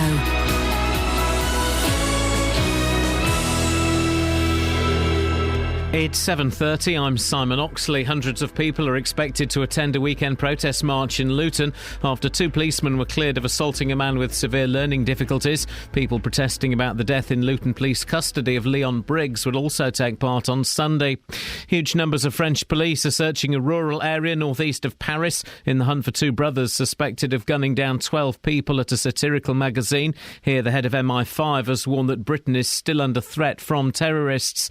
And councillors in Milton Keynes have backed controversial plans for a new multi-storey car park on land next to John Lewis at the Centre MK. The £30 million car park would contain over 1,400 spaces. Three Counties Sports. BBC Three Counties Radio. Luton were held to a goalless draw by fellow League Two promotion hopeful Shrewsbury at Kenilworth Road last night. The visitors played with 10 men for the last 20 minutes. Here's the Hatters boss, John Steele. We've put in a good performance today. Very good performance. And our performances, I think, over that sort of Christmas period have been strong and determined. Another day, I think we'd have won the game. We didn't, but I'm happy with the performance. I've been happy with our performances anyway. In League Two tomorrow, leaders Wickham host York. Former Wanderers winger Paris Cowan-Hall has been named League Two Player of the Month for December. Steve Nidge returned to AFC Wimbledon. The Borough will have to replace on-loan midfielder David McAllister after he returned to Shrewsbury. Watford resumed Championship action away to Huddersfield. Keeper Aurelio Gomez could return. Meanwhile, summer signing Lloyd Dyer has been told he can leave the Hornets. Watford are hoping to make further signings in the transfer window, but defender Craig Cathcart says the players aren't worrying about that. Well, me personally, I just get on with it. If the club decide to bring people in, that'll be good for the squad, and all competition for places is always a good thing to have, and that's up to the club to deal with, and we just get on with it as players. And in League One, Milton Keynes Dons go to Crawley. The Dons are expected to confirm the return of former skipper Keith Andrews. The Ireland international has recently been on loan at Watford. Elsewhere, the chief executive of the Professional Footballers Association, Gordon Taylor, is facing calls to step down after comparing the convicted rapist Ched Evans' attempts to clear his name to the Campaign for Justice by families affected by the Hillsborough disaster. And in rugby, Bedford host Doncaster in the Championship tomorrow, aiming to build on last weekend's win at Moseley. BBC Three Counties News and Sport. The next full bulletin is at 8. Call 08459 455 555. BBC Three Counties Radio. So, over Christmas, we did a little experiment where we opened the doors. I've done it before at other radio stations. You open the doors and you see people turn up, they want to turn up and they come and have a chat with us. And it worked quite well, didn't it, Curls? It did. We had so many talented and interesting people and people who didn't necessarily have talents but just had a story to tell. It was great. So, we thought we would try this for 3 months as a regular thing, where between 7:30 and 8, and you can turn up now, we open the doors, no questions asked, please don't bring weapons, no questions asked, you turn up, you come in and you sit in the studio with me and Kath. Catherine's not here, so it's me and Matt today. Sorry. Apologies. What are you apologising for? No, what are you apologising for? Well, no one's turned up. Except for one person, it's Mr. T. Quit your jibber-jabber, you crazy fool. This is brilliant! Man alive! OK, for legal reasons, I have to say, it's not the real Mr. T, but because Kelly buzzed through, we've got a little system here, and I'm calling you T this morning, am I? That's fine, no problem. We've got a system where we can see who's at the door, and Kelly buzzed through and went, oh my God, Mr. T's just turned up. And I went, all right, so it's going to be a big black fella with a Mohican, right? And boy, is it, and then some. You look like Mr. T. Well, yeah, it's a surreal situation, but I am the world's premier Mr. T lookalike. Oh, ladies Ladies and gentlemen, in the world. In the world, yeah. We're gonna. We've got some pictures of you. Can we put them on Twitter? Oh, and please, stuff? yes, Okay. yes. Are you on Twitter at all? Yeah, I'm on Twitter. Anything Mr. T lookalike. I'm on every social network. All one word. Mr. T lookalike. Mr. T. Okay. Well, we'll include your address in the tweet. We'll tweet a picture. You look flipping amazing. You look. You've got the full Mr. T. You're a big muscular fella. You've got the Mohican. You've got the gold, and you've got the get some nuts, and you've got some nice dungarees on. Oh yeah, I love my dog. How long have you been a Mr. T lookalike? Oh, it's a weird story. In the UK, you guys really like to dress up. And I was working at Ragdoll, the guys who made Teletubbies and everything, because I'm a visual effects supervisor anyway. Editing away, and our runner, it's her last day. She goes, "Can you please come to my birthday party? It's an 80s themed party." Yeah. So I'm thinking, well, I'm going to buy you a gift, but what's this 80s thing about? Yeah. And she explained, we dress up and everything else. It was my first party here in the UK, so I started to grow my hair. And everybody thought, "John, you're looking a bit ratty after 2 months." Yeah. But I'm so into things. I'm really competitive. That day, shaved my head, got dressed up as Mr. T, went to the party, blew everybody away. Everybody loved me. And the barman kept taking pictures of me, and I thought, this guy's a bit creepy, how many pictures he's taken. Yeah. But I got my details, and next day he sent me all the photos, and he said, "Please look into being a lookalike." And it was a Sunday. On an off chance, I was in bed, had my laptop. I just sent out all the photos to 3 of the biggest companies out there. I thought, just Googled it. And I said, all right, this guy kept taking pictures. This is weird. And I was working that Monday and the Tuesday. And from then on, it's a bit weird. It's like somebody saying, "You look like someone, Ian," and pulling you away from your desk. Yeah. And it's been surreal ever since. So you've...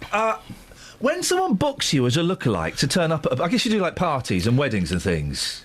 Yeah, so you get booked for anything. What do they expect you to do? Do you have to go around doing making tanks out of cabbages and things and shouting, "Quit your jibber jabber, fool"? Well, yeah, everybody tells me a catchphrase, and I don't get sick of it. I love it. It's just a real situation. But the latest thing that I do is I had a custom-made tea trolley made, and it looks like a little A-Team van. So I go into companies, some very big drinks companies, and it was quite funny. One of the big ones in London, they booked me as a surprise. And I was going down the hallways. All their hallways are made of glass. And I could see this meeting going on, and these guys were yelling at each other, really going at it. And I casually strolled by with my little A-Team tea trolley, and everybody stopped. They were the angriest bunch of people, red-faced and everything, and they all stopped and started laughing. Pulled into the room, gave them all their drinks, and just gave them the little tea break they needed. But that's my latest thing. But usually I go to parties, 80s-themed parties, make people happy, drive grooms to their weddings in the van. Have you got an 18 van? I didn't make the investment, but I know 7 of the best in the country, and I'd use them all the time. So, yeah.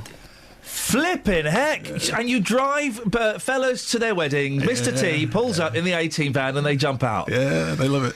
Matt, you're not married, are you, Matt? Any plans? Because this could be a goer, couldn't it? The way to go. Yeah. Well, I'm got something up my sleeve for next year. So keep me in mind. What have you got up your sleeve for next year, Matt? Well, I can't possibly say. It's a surprise. What is it? A wedding? Because that's what we're talking Proposal. about. Okay, does she know you're going to propose to her next year? No, but she's in hospital anyway now, so she won't. Yeah, that'll serve her right. Yeah. She's in hospital. I hope everything is all right with your missus. Yeah. But you can't announce on air that you're going to propose to her in 2016. And also, why are you going to propose to her in 2016? Why not now? Well, I need a year to plan. Lots of planning involved. Tea? Get some nuts, you crazy fool. You need to get some nuts, you crazy fool. Like what he just said. And save up for the ring as well. These things are not cheap, are they? I'm getting an accent. Where are you from? Originally from New York. Wow. Hey. And you live in Northampton now? I live in Northampton now, yeah. I'll be honest, New York to Northampton? Everybody says that. Why would you do that? That's living your dream in reverse, surely. No, I don't know. It's kind of like not everybody, but a large majority of people run away from where they grew up. Yeah. And I kind of ran away. Why, though? Were you fed up in New York? No, I love New York. I love the pizza. But, I had enough time there. I had 24 years there. Were you naughty? Did you do bad things in New York that you had to get away from? No, I studied too much. I was a bookworm, and then I came over here, got married, and been living my life ever since. Did you plan for a year before asking her to marry? It was about 8 years. Oh, listen, you've got a window of opportunity, right? If you go out with someone, you've got between 3 and 5 years of going out with them to get married. If you go beyond that, then you should split up. It's not going to work. Next year's 10 years. It's been great. Confident in the relationship. Let's do it. Let's finally do it. And how long is your engagement going to be? It's going to be a very quick engagement. Yeah, less than a year. Good. Yeah, again, if you're going to get married, don't have it like a 3-4 year engagement unless is that what you did, T? It was long distance, so yeah, we had to do that. Yeah. Long distance. So what? You kind of met her when you were in New York and she was here. Yeah. How did you meet her? I met her. If you don't mind me asking, I met her online, and that was about it. Met her online. Yeah. And it blossomed from there. I had to stay in uni because my mom would have killed me if I would have just left. It sounds so funny. Like you said, my mum would have killed me. Well, this is the only reason why this is a part-time job. I could never go back home and say, Mom, I've chucked in all those years of learning to just be Mr. T. So you had a long-distance relationship, and then when you met her for the first time... well, obviously you married her, so the love must have been real and strong. But was there, because there's always that worry you're going to meet someone and go, "Hey, you look nothing like your pictures." Oh no. We being a digital geek, you got a webcam, look at each other. See each other. You know she's putting any effects or filters on. Exactly. Does your mum know that you're a Mr. T lookalike? Yeah, but I think she blocks it out. Is that funny? That's about it. She loves me, but she just thinks it's a bit of a weird one. But if it. If she knows what I make sometimes doing it. She's like, it's surreal. Go ahead and do it if it makes you happy. Now, you've handed me a card here. Oh, yes, yeah. Chipandoubles.com is the website if you want to go and have a look and book tea. Sorry? Oh, you're on the phone. You've been on... Britain's Got Talent. Yeah. Because I don't watch Britain's Got Talent, and we usually don't either. There's you with who's the Beckham lookalike? Oh, Mr. Is that Adam? Andy? Andy. Yeah, I know Andy. Everybody knows Andy. I did a TV show with Andy, didn't you? where him and a Posh Spice lookalike. We went to LA. Yes. And he got mobbed. Yeah. He got mobbed, and we got in trouble with the police as well because we gate crashed. The Ivy restaurant, and they got us a table and everything, and then they realised that they were fakes, and they booted us out. Yeah. Andy's brilliant. Andy is a brilliant lookalike. Fantastic. So, what did you do on Britain's Got Talent? Just stand there and look good? No. We did a reveal act. The biggest thing was, like I said, my second job. It was weird. That week of working, I worked with all the Chipandoubles. The first day, I worked at a theme park, and I worked with half of them. The next day, I worked with the other half. Yeah. So it seemed to be meant to tour with these guys. But yeah, we went on, and our biggest thing was we need Simon Cowell to be face-to-face with quote-unquote Simon Cowell. You've got a Simon Cowell here, exactly, because we thought he'd never buzz himself. Yeah. But so we figured out how are we going to get on stage without being seen. So we cloaked ourselves up with cloaks and the white masks, and we just came out and did a reveal act, not a strip act, but a reveal act. We pulled ourselves out of the black cloaks and revealed their weird, crazy, colourful characters.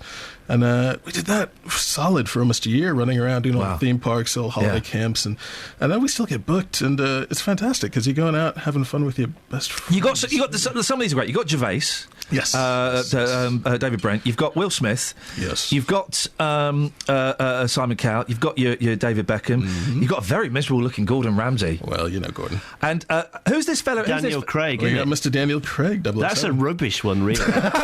That's a rubbish picture, I have to say. Yeah. He's actually been a double in some of the Bond films. Has he? Really? Yeah. Have you ever met Mr. T? No, I haven't. He's only came over twice. He did Get Some Nuts tour in 2007. Yeah. And the annoying thing is the 7 degrees of a separation situation. One of my friends who's an editor, his girlfriend's advertising company went to dinner with him. And he Facebooked me, and I said, why are you telling me now? I'm in Northampton. They're in London right now. But have you been in touch with him? Have you sent him an email or anything? I never even thought about it, but it's just... Really? Hang on a minute. You're a Mr. T lookalike, and you never thought of getting in touch with Mr. T? No, it's just, as a kid, I read it. My dad made me read his book and stuff. He had asthma just like me. Yeah. He was bullied as a kid just like I was. There's all these weird things about coincidental. But yeah, I don't know. I guess in a way I'm a bit worried, I mean, sometimes when you meet your hero, you're like, you're a bit down. Because I have been able to meet a lot of celebrities, I guess you could say, and they're just not cracked up to be what you think. The old adage, never meet your heroes, is pretty spot on. There's been, I think, 2 that I've met that have been as good as I imagined, but the majority of them are... are idiots. I bet T's nice, though. I bet he's a nice fella. I bet he is. He's extremely religious and positive and everything else, and I'd love to meet him face-to-face instead of digital to digital, you know? Yeah. So maybe next time I'm in the States, hopefully we could maybe... I don't know, maybe figure something out. Okay. The world is quite small. Are you all right to stick around for a bit? Do you need to shoot off? No, I can stick back. Because, by the way, if anyone wants to turn up, just because one person's turned up doesn't mean that anybody else can't. We've got 15 minutes. If you want to turn up, we're in Hastings Street in Luton. If you're driving past or if you live nearby and you think, oh, do you know what? Yeah, I do it. Come and do it. And have your picture taken with Mr T. 08459 455 555 is the phone number. Bizarrely, I want to talk to you about your animation in a bit and find out what other bits and pieces you've worked on, because I've got kids who have probably seen a lot of your work. Okay. We'll talk more to... I've got a present as well. We'll talk more to Mr T after the travel. Travel news for beds, cards and bugs. BBC Three Counties Radio. There are hour and 45-minute delays on the M25 anti-clockwise from junction 20 for Kings Langley to 16 for the M40. It's because 3 lanes are closed there after an accident. It involved a car, it overturned and it was towing another car. So 2 lanes overturned and a lorry was partially blocking the road. On the M25 clockwise, it's looking very heavy between junction 24 for Potters Bar and 25 for Enfield. And the A41 southbound from Hemel Hempstead towards the M25 is looking quite busy as well. In Hughenden Valley, on Valley Road between Hughenden Valley and High Wycombe, that's moving very slowly through the roadworks. And looking at the speed sensors on the A1 southbound between the St Neots Junction and the Black Cat roundabout, that's looking very slow as well. We've just had an update on the M25 that all the lanes have just reopened, so that should start moving hopefully again as well. Samantha Bruff, BBC Three Counties Radio. Thank you, Samantha. 7:45. It's Friday, the 9th of January. I'm Iain Lee. These are your headlines on BBC Three Counties Radio. Organisers of a protest march in Luton this weekend say it's not an anti-police rally. Huge numbers of French police are searching a rural area northeast of Paris for the gunmen suspected of killing 12 people on Wednesday. And councillors in Milton Keynes have backed controversial plans for a new multi-storey car park on land next to John Lewis at the Centre MK. I'm joined by Mr T. If you follow us at Iain Lee or at BBC 3CR, you can see what he looks like. We'll put his picture on Facebook as well. So you've done that already, Kels. Excellent. Facebook.com/BBC3CR. If you want to give him a call as well, you're more than welcome to, and we'll speak to him more after the weather with Georgina. Beds, Herts and Bucks weather. BBC Three Counties Radio. Good morning. It's a bright and breezy start to the day, but come the afternoon, we've got some patchy light rain coming in from the west. Now, it's going to be, probably not affecting everybody because it is pretty patchy, but there's going to be quite a lot of cloud around anyway. Temperatures, very mild day today with highs of 13 degrees Celsius. That's incredibly warm for January. And they don't drop far either to tonight with lows of 10 degrees, but the winds strengthen and it's looking pretty cloudy. So a mild, cloudy start to tomorrow. We've got a band of rain pushing southeastwards. Now, it's fairly thin, but it's got some pretty squally winds surrounding it. And behind it, though, we've got sunny spells for the rest of the day. Still that wind continuing, but easing a little. Temperatures up to 13 degrees Celsius, but that's occurring earlier on in the day. They actually start to drop off later on. Sunday's looking largely dry and breezy with some sunny spells. It's going to be a wet and windy Monday, and then sunshine and showers and still quite breezy on Tuesday. That's your latest forecast.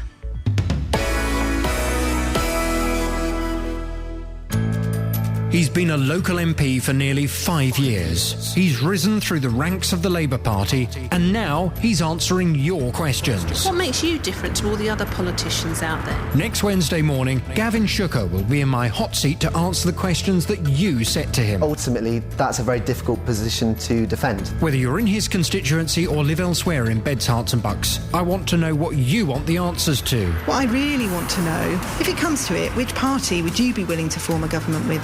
Get your questions in now by emailing jvsshow@bbc.co.uk or text on 81333 starting your message with 3CR. Gavin Shooker in the JVS hot seat next Wednesday morning from 9 here on BBC Three Counties Radio. Call 08459 455 555. BBC Three Counties Radio. It's the start of a new feature, Kelly, and it couldn't have gone better.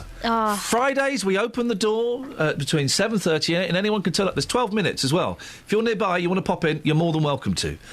Everybody is welcome, even if you've got... A lot of people say, I've got kids. Bring them! Bring the kids! Bring the kids, please. And the nans. Definitely bring the nans. I love the nans. We weren't sure if anyone's going to turn up. Mr T has turned up. How you guys doing? Actual Mr. T. He's good. Have you had your picture taken with him?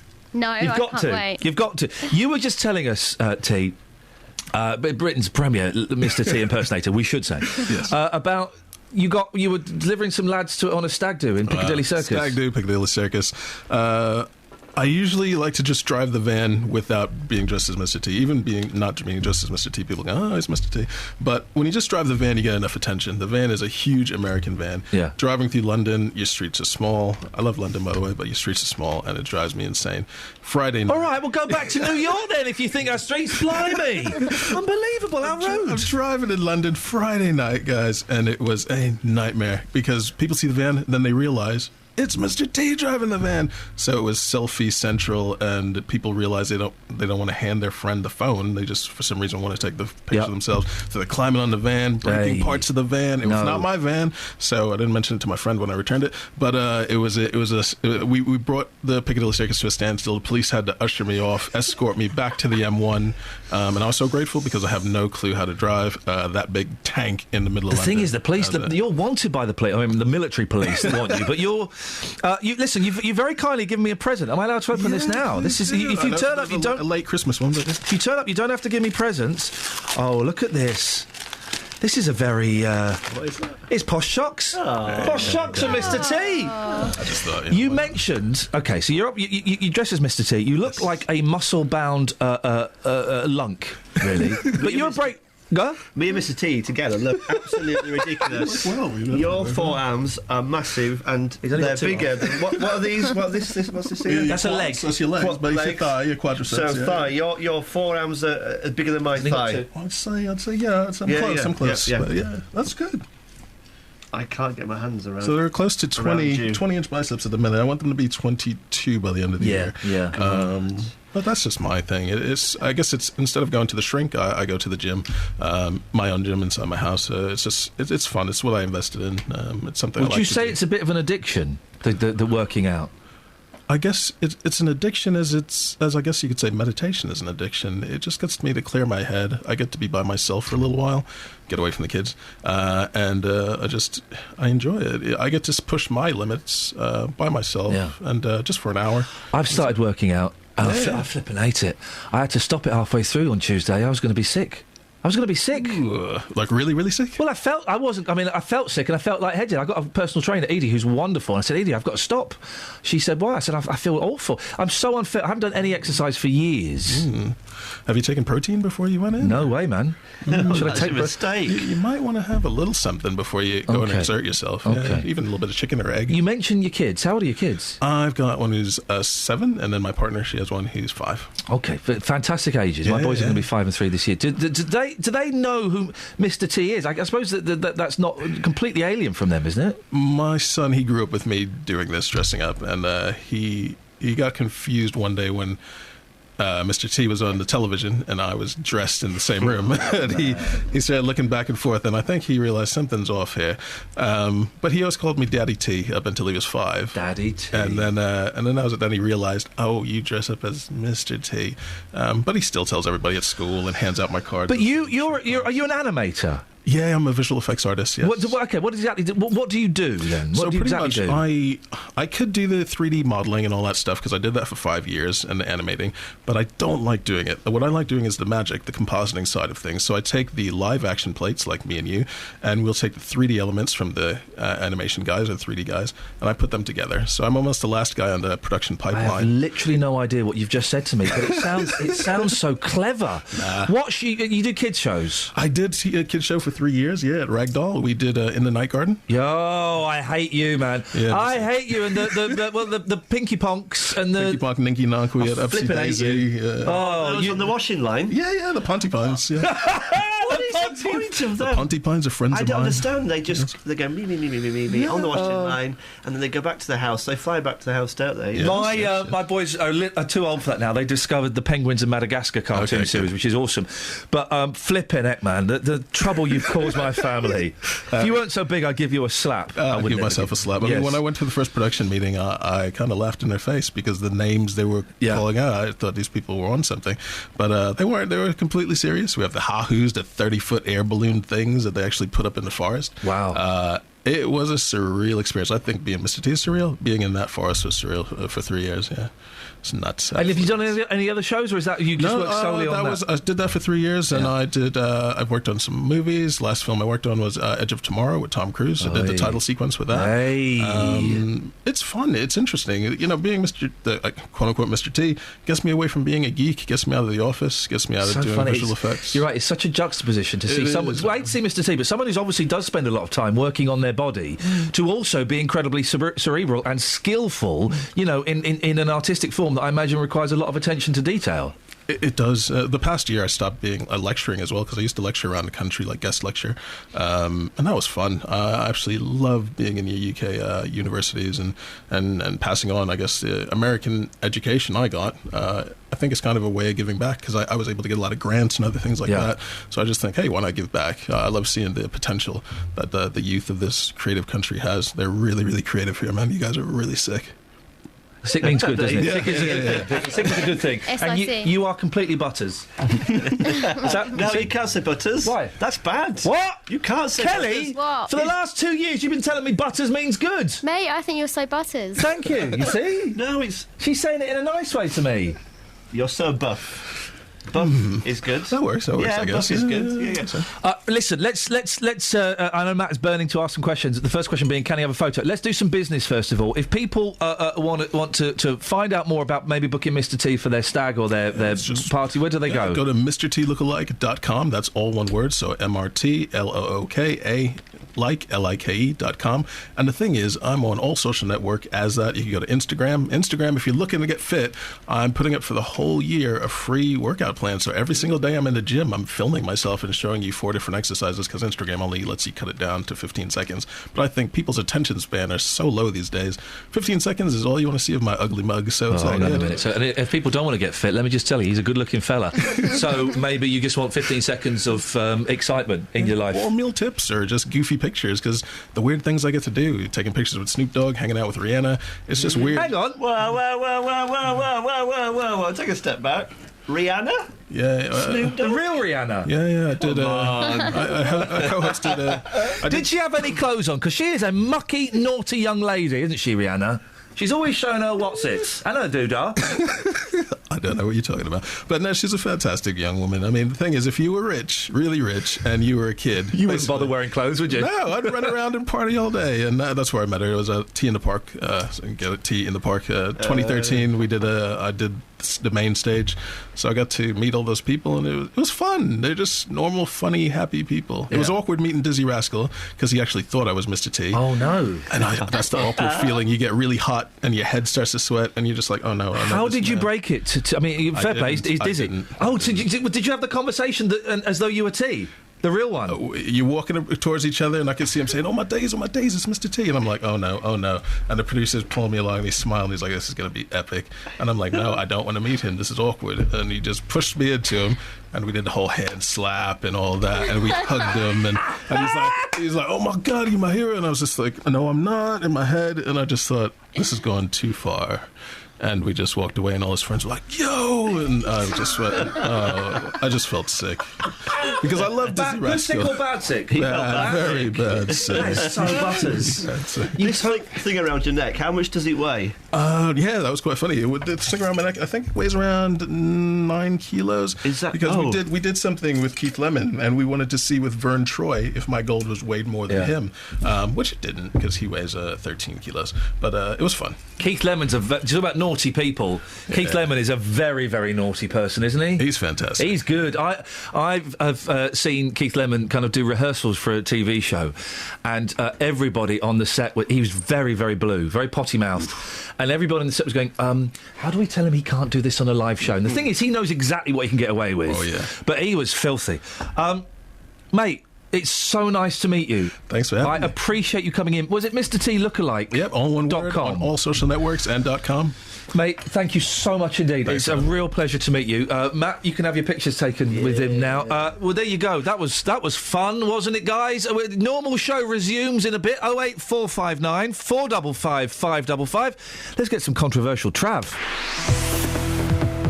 Travel news for beds, cards and bugs. BBC Three Counties Radio. There are severe delays on the M25 anti-clockwise from junction 20 for Kings Langley to junction 16 for the M40. It's after an accident there. It has been moved to the hard shoulder, so all the lanes are open, but travel time still taking an hour and 45 minutes. Clockwise on the M25, it's very busy between junction 24 for Potters Bar and 25 for Enfield. And having a look on the speed sensors at the M1 southbound, that's looking very slow from junction 10 for the Luton Airport Spur Road to 9 for Redbourne. On the A1 southbound, it's very slow through the roadworks around the Black Cat roundabout. And in between Hughenden Valley and High Wycombe, Valley Road is looking, is queuing between Valley Road and Hamilton Road through the roadworks. Having a look at the train departure boards, and the 8 service from Luton Airport Parkway to London St Pancras has been cancelled. Samantha Bruff, BBC Three Counties Radio. I am watching the most bizarre experience of Mr. T picking up Matt Lockwood. We'll post those pictures on Twitter in a bit, at BBC3CR. T, so nice to meet you, man. Thank you very, very much. Let's get the news. Here's Simon. Local and vocal across beds, hearts and bucks. This is BBC Three Counties Radio.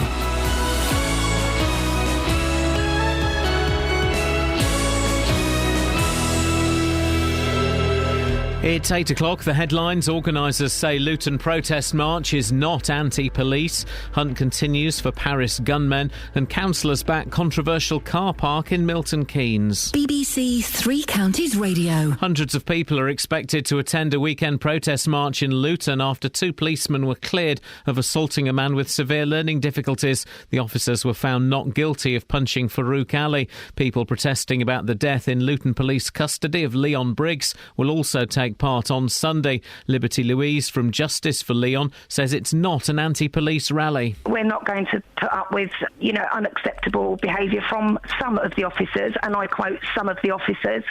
We're not saying that all police are bad, and we're not saying down with the whole police force. We're saying down with some officers that do abuse their positions and the cover-ups and deceit that ensue right from the start of the investigation. Huge numbers of French police are searching a rural area northeast of Paris in the hunt for 2 brothers suspected of gunning down 12 people at a satirical magazine. Nearly 90,000 police officers and soldiers have been deployed across France since the attack on Wednesday. Here, the head of MI5 has warned that the threat from terrorism is worsening and the security services will not be able to stop every attack.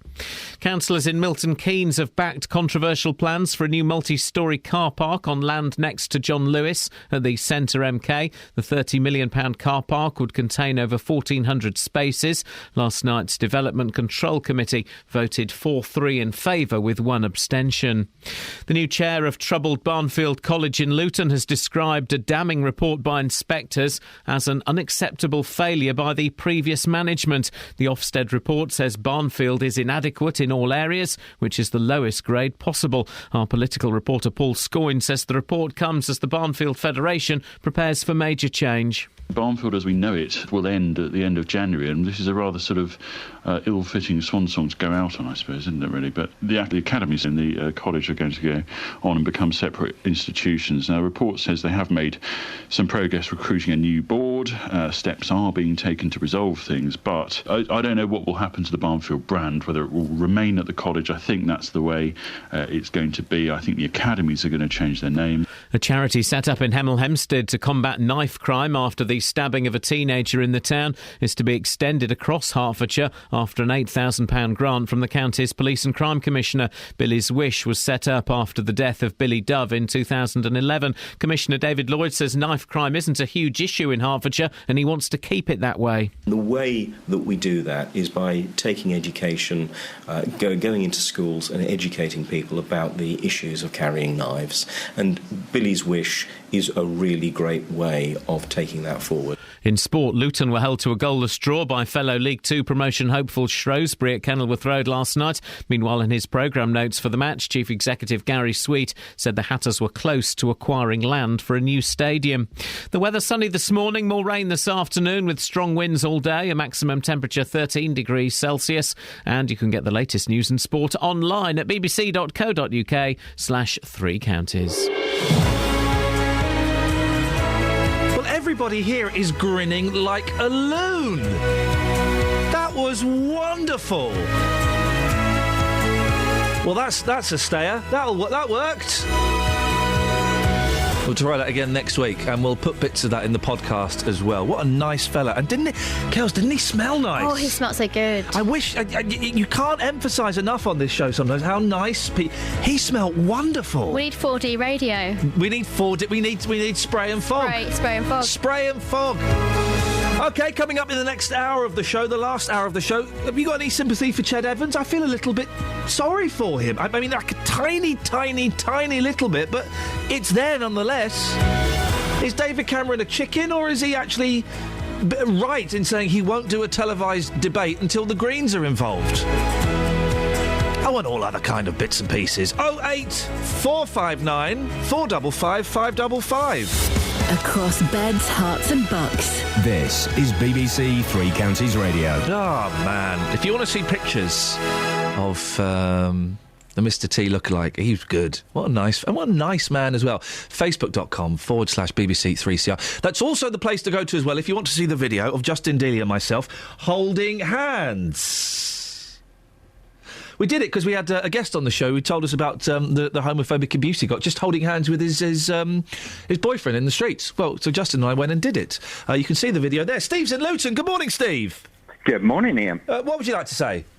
I was just wondering why you and Justin are playing the old BBC political correct card in holding hands when you clearly both know it's completely wrong. In what way is it wrong, Steve? It's clearly not natural, and you're not homosexual. You're just trying to show that something that is wrong can be progressively put right by people trying to be politically correct. Well, we're not. Virtually the whole of the world clearly knows it's completely wrong. Yeah, well, Steve, you're right. We're not gay. I was just upset. I was upset that people would shout abuse at someone in the street for holding someone's hand. There's nothing wrong with that, is there? They're not having it away in front of you. No, there's nothing wrong with that, and abuse is clearly wrong. Clearly wrong. But being gay is also wrong in your eyes, is it, Steve? Oh, clearly, yes. Do you know what, Steve? In my eyes, Steve, it's wrong. Stop, isn't it? Steve, you know it. Steve, you know it's wrong. Steve, do me a favour. Shut up and go and listen to another radio station. Bye bye. 08459 455 555. I can't be bothered. I mean, normally I would indulge. I just can't be bothered with an idiot like that. Go and listen to another radio station, Steve. You're not welcome here. Heart's good. Yeah, go and listen to Heart. Go and listen to that nonsense. That's a theory. I don't think even Heart don't deserve someone like Steve. Flippin' heck. 08459 455 555 is the telephone number.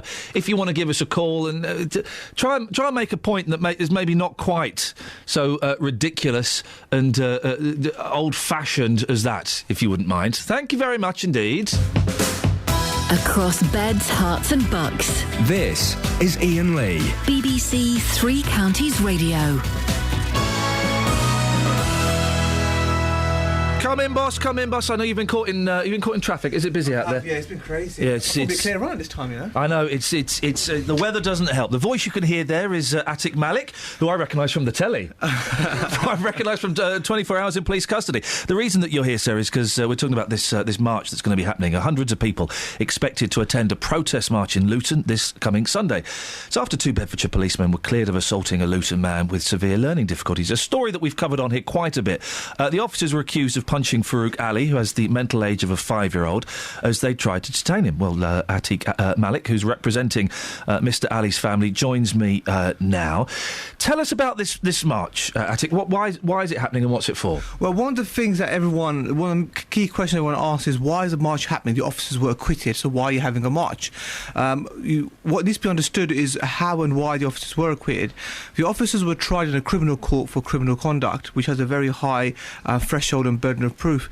And there were matters that arose out of that, which, irrespective of whether they were found not guilty in the criminal courts, still causes a lot of concern to the Farouk Ali family and to the community. In particular, what caused a lot of concern is this recording that was played during the trial. It was a recording from the vehicle which police officers were in. And what was heard by a lot of people was derogatory language that was used before and after the incident, which was the phrase that's alleged to be used, obviously we have young ears listening, is effing P. Is that correct? Yes, that's right. Yes. That's what's been alleged. But it's been disputed as to whether that's actually what's been said. It wasn't clear, was it? Absolutely. And for that reason, what we said at the end of the trial and since is, look, it's disputed, it's been played in the public domain, release it to the media. Because all the media asked for that recording repeatedly. Release it. Let us hear it from our own view. You know, we are the public. I mean, the police are public servants. So why, having played that in the public domain, you are not releasing it? Why are you trying to cover it up? Have you heard the recording? I haven't. I have to say I was shocked. Right. It was quite strange. When I heard the recording the first time, it was in court, and when I heard it, first I heard the defence team giving their spiel on it, and it was played a few times. It was then played a couple more times. At one point I sort of switched off. When I switched off, I seemed to hear it more clearly rather than when I was concentrating on it. And what I heard was really shocking. And then what you had after the event was comments which were derogatory to somebody who suffers from a disability. So it's not just about race.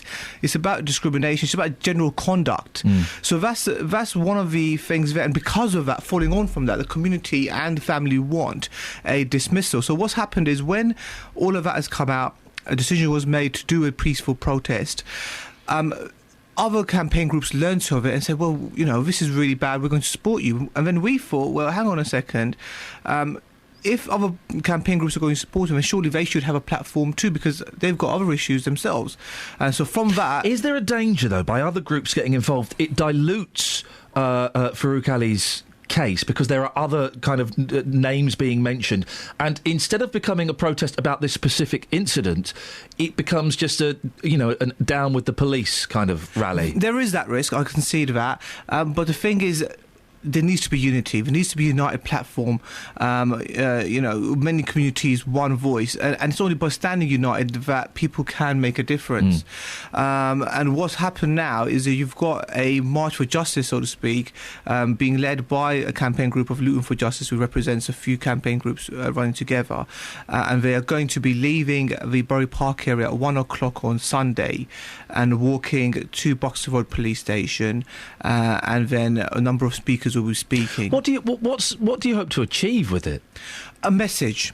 That's what it's really about. It's all about a message. It's a message to the police and the IPCC, who are at the moment implementing misconduct proceedings. The officer's still suspended.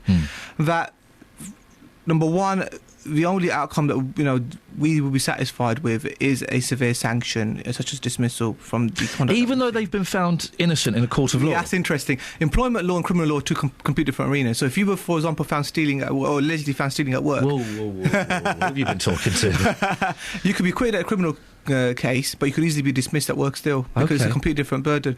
But apart from that, we want this recording released. Yeah. We want it released. And the other message it sends out is, if the community feels that injustice is done, we will be back.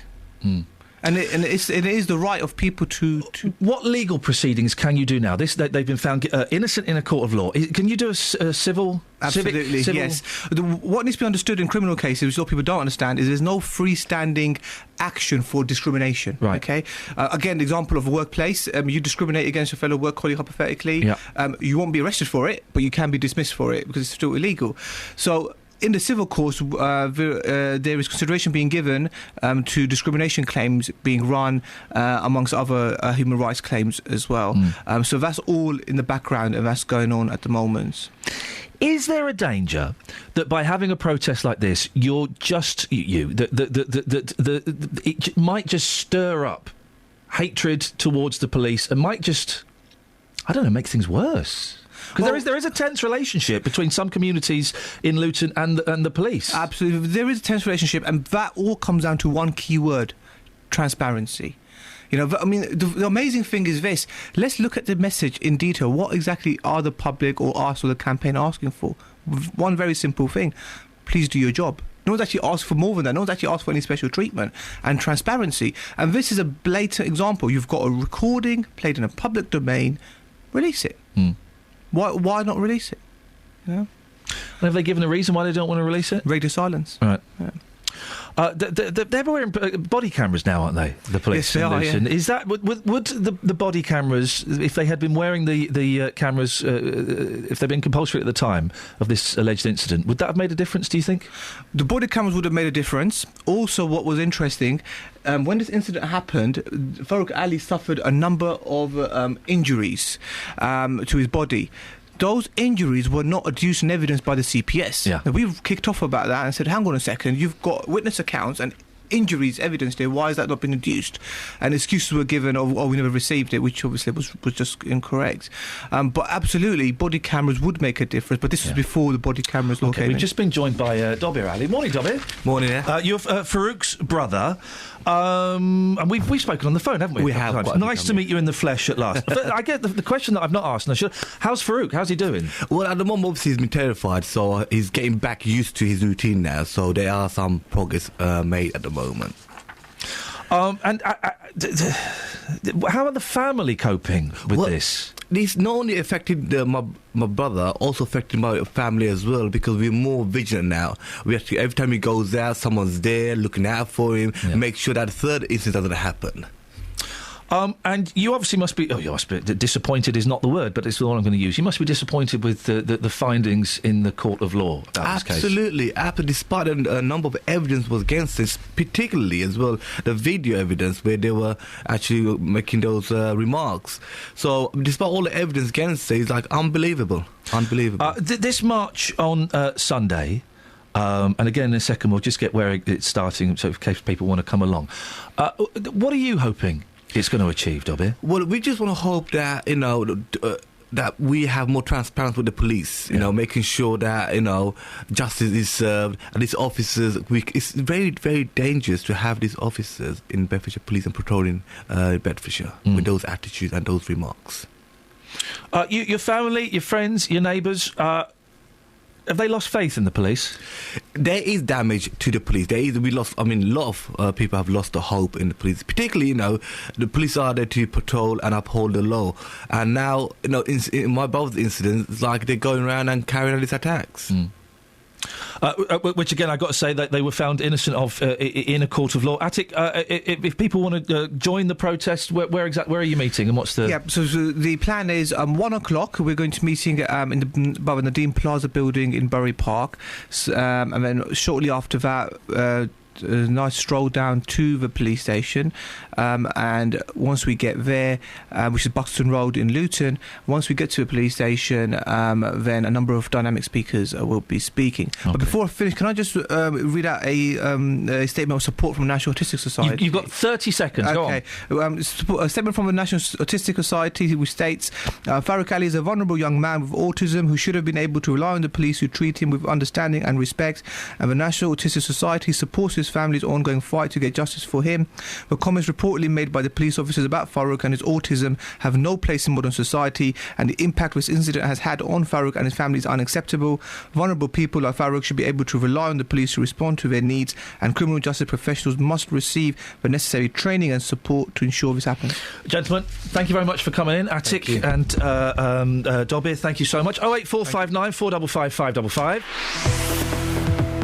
Travel news for beds, cards and bugs. BBC Three Counties Radio.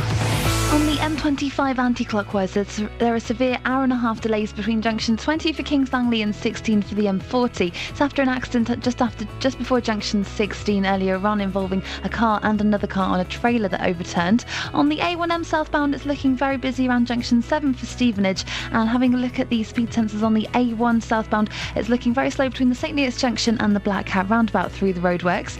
In Amersham, having a look at the A355 Gore Hill on the speed sensors, that's very slow southbound between the A413 and London Road. And looking at the cameras in Watford, St Albans Road is looking very busy around Lowestoft Road. Samantha Bruff, BBC Three Counties Radio. Thank you very much. 8:17, it's Friday the 9th of January. These are your headlines on BBC Three Counties Radio. Organisers of a protest march in Luton this weekend say it's not an anti-police rally. Huge numbers of French police are searching a rural area northeast of Paris for the gunmen suspected of killing 12 people on Wednesday. And councillors in Milton Keynes have backed controversial plans for a new multi-storey car park on land next to John Lewis at the Centre MK. Oh. BBC Three Counties Radio.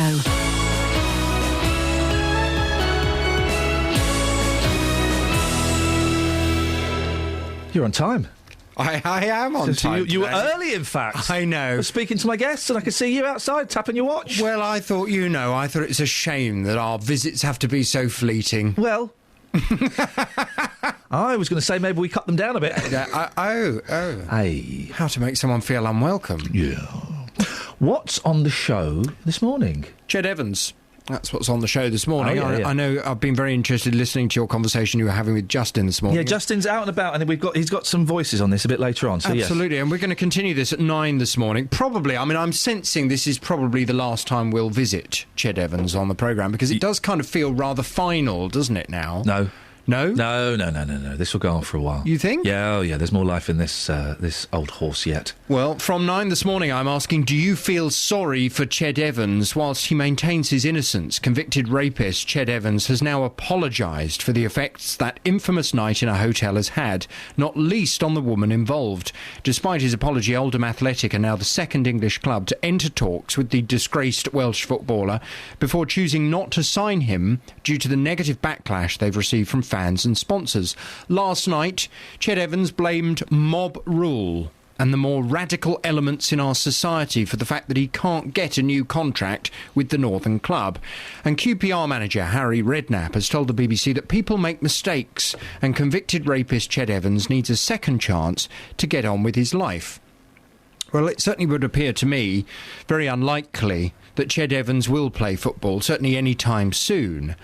And there's doubt over whether he'll ever play professionally again. So this morning, I'd like your views from 9 on this. Do you feel sorry for Ched Evans? You were saying earlier you feel 0.001% sorry for him. Did you know what? We mentioned this, I think, where are we now, Friday? Maybe on Tuesday. It kind of occurred to me, I feel a little bit sorry for him. And I don't know I don't know why. I can't really qualify. And we kind of came back to it again today. I feel 10 out of 10 sorry for the victim of the rape. And for him, I feel, 0.001% sorry. But there is a tiny little thing that, yes, and I don't know if that's just a human thing or... I don't know. It may be because you're of the opinion that after he served his time, he should be able to rebuild his life. I don't know. There are lots of people who have that opinion. It's not quite... It's as it drags on, I feel sorrier for him. I didn't feel sorry for him at the start of this, and there's no logic behind this. I have no logic behind it. It's purely an emotional reaction. But as it drags on, I feel a little bit sorrier for him. I wonder whether the reason why some people feel sorry for him as well is the fact that his hopes now will have been dashed twice. You know, twice he would have thought, OK, this is it. I'm going to get my life back on track now. I'm going to be able to play football again. I love my football. I'm good at football. This time he got really, really close to that deal being signed, and then the rug is pulled from under him again. And I wonder whether that's the point where people start to think, that would be quite disappointing to get that far. And now what's he going to do? I mean, ultimately, what is this man going to do? He is a footballer, but no football club wants to employ him. So what is he supposed to do? You were suggesting earlier to Justin he becomes a builder or a labourer or something like that. But he might not be very good at that. He's good at football. From 9 this morning, I'd like your views. Do you feel sorry for Ched Evans? 08459 455 555. If you love music, you'll love Weekends here on BBC Three Counties Radio. Every Saturday, Justin Dealey plays the forgotten tracks and your musical memories. There's 2 hours of rock and roll heaven with Bernie Keith. She's your fine-looking man.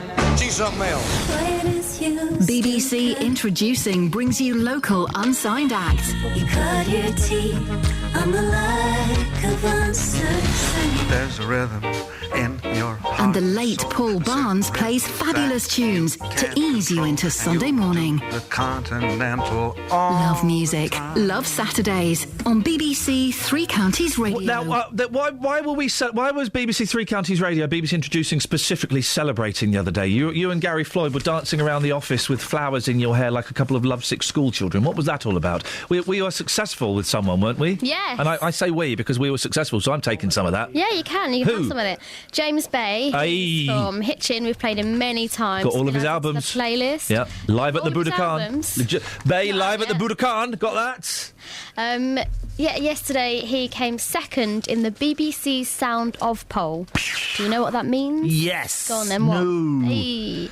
It's basically the ones to watch for 2015 that the BBC is saying. And Adele's been on that, hasn't she? Adele and Sam Smith, There Ellie we go. Goulding, Jessie J. Big names. 50 Cent, randomly. Wow. Yeah, you know him. Yeah. And now James Bay. So that's brilliant. So that's exciting. And he was bigging you up. He was on Radio 1. It's exciting, isn't it? Actual radio station. Can I say something that I'm never going to say to you ever again? Yes. I felt quite proud of you.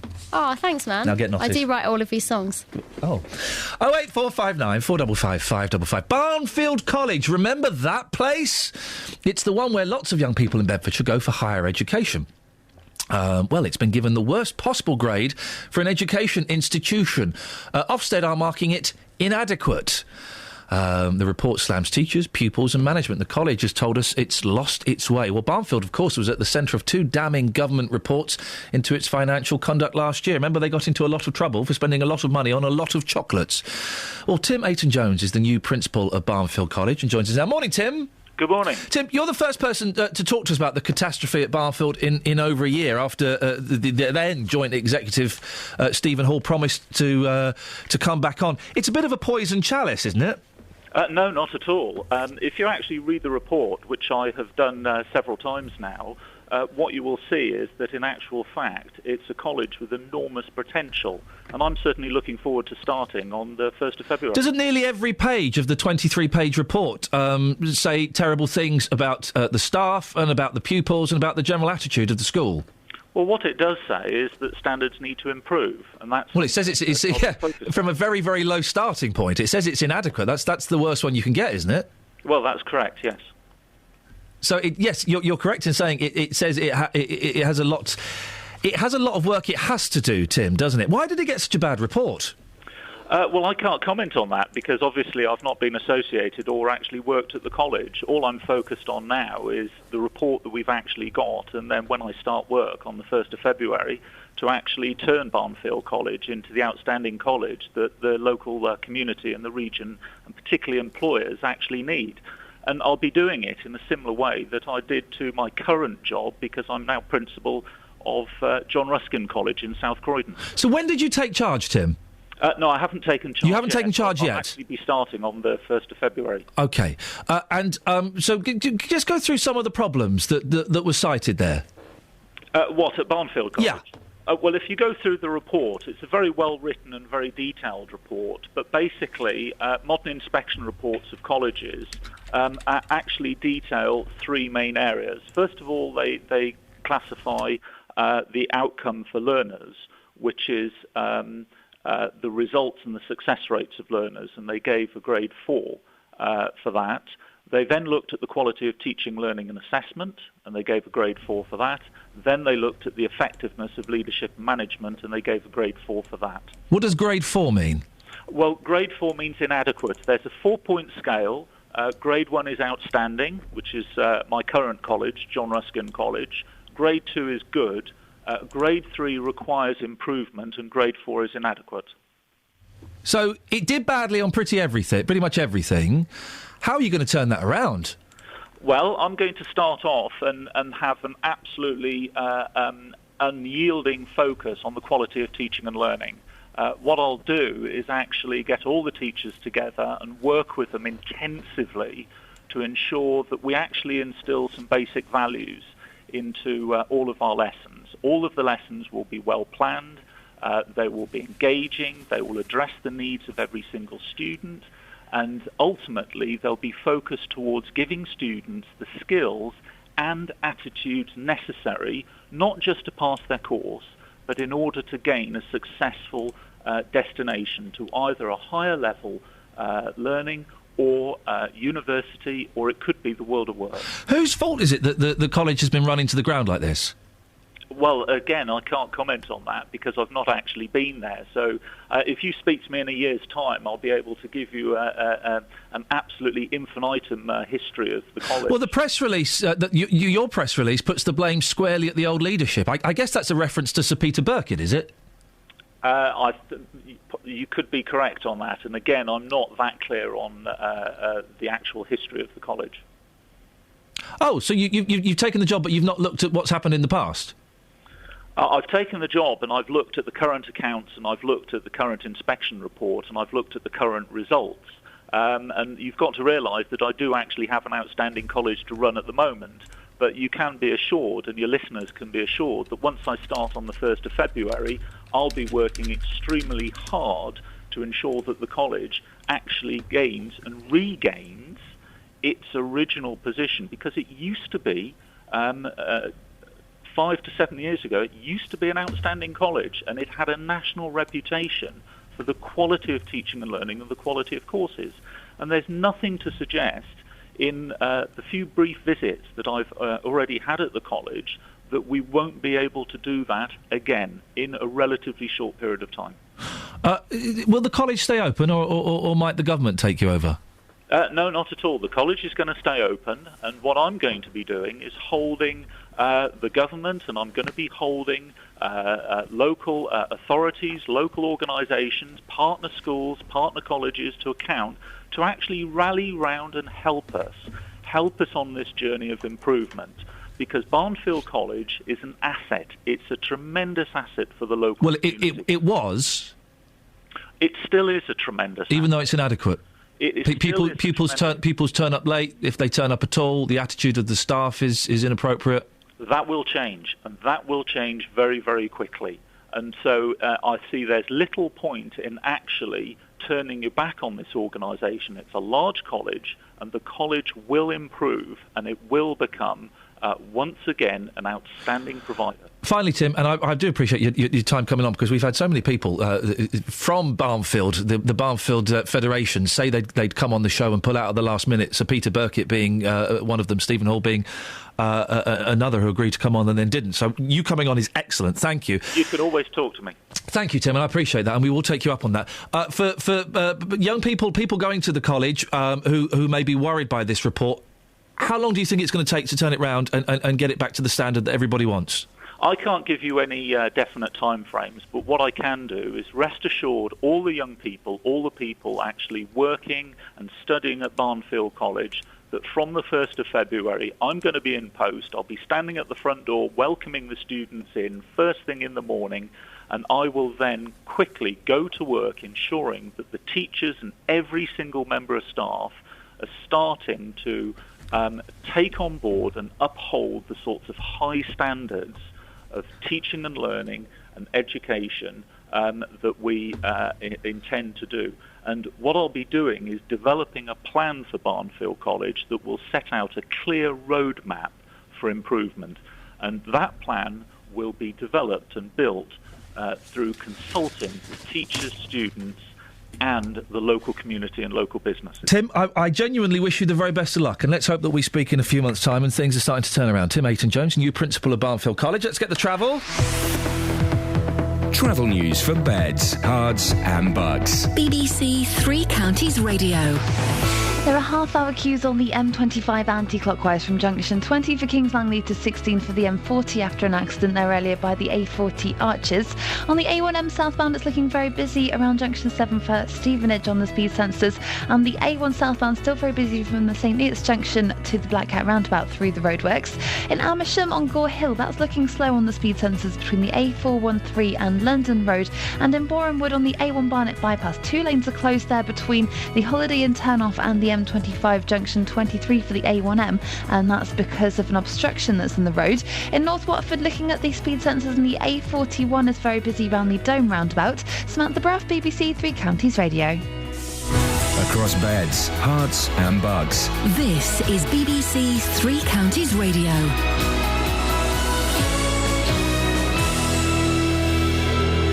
With the headlines, I'm Simon Oxley. Organisers of a protest march in Luton this weekend say it's not an anti-police rally. Hundreds of people are expected to attend Sunday's march after 2 policemen were cleared of assaulting Farouk Ali, a man with severe learning difficulties. People protesting about the death in Luton police custody of Leon Briggs will also take part. A massive search continues in France to find the gunman responsible for the murder of 12 people in Paris on Wednesday. Here, the head of MI5 has given a stark warning of the dangers Britain is facing from terrorism.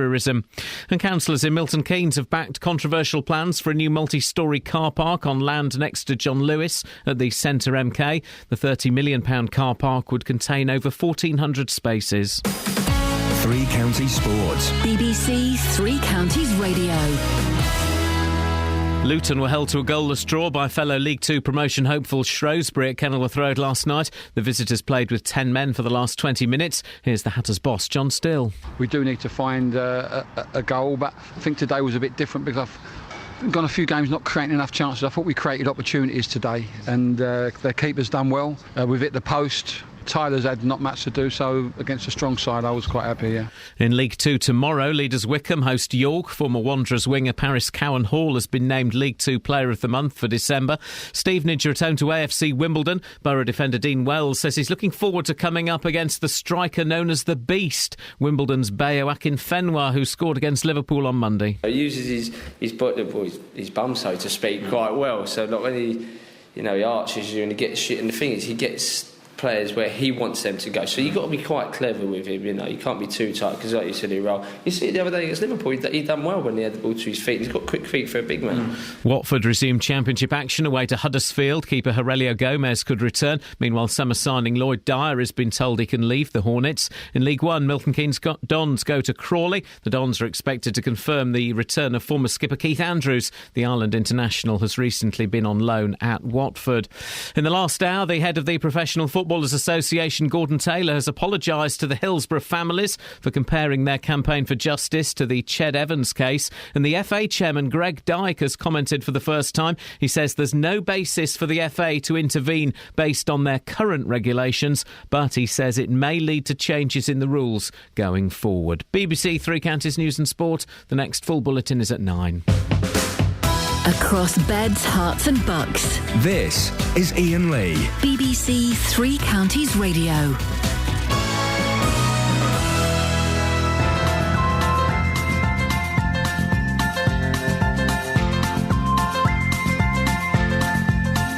There's a voice that keeps on calling me. Down the road is where I'll always be.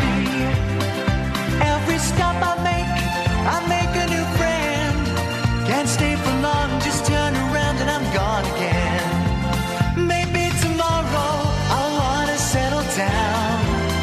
Until tomorrow I'll just keep moving on. Down this road that never seems to end. When new adventure lies just around the bend. So if you wanna join me for a while, just grab your hat, come travel light, that's hobo style. Maybe tomorrow I'll wanna settle down. Until tomorrow, the whole world is my home. So if you wanna join me for a while, just grab your hat, come travel light, that's hobo style. Maybe tomorrow I'll wanna settle down. Until tomorrow, I'll just keep moving on.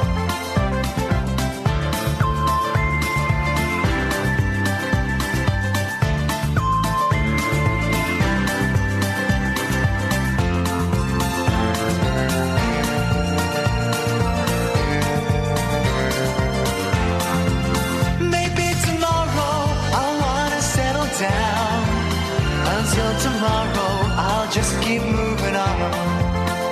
There's a world that's waiting to unfold, a brand new tale no one has ever told. We've journeyed far, but you know it won't be long.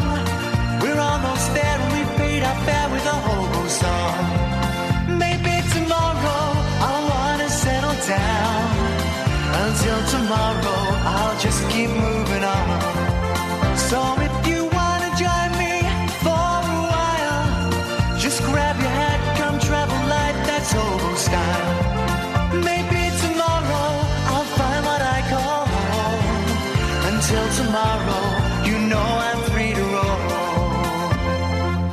Morning, guys. Ian Lee, BBC Three Counties Radio, 08459 455 555. What have we been asking this morning? Well, is David Cameron a chicken for refusing to take part in the electoral debates? Well, he is, until you realise he said he doesn't want to do it unless the Greens are involved, which makes perfect sense.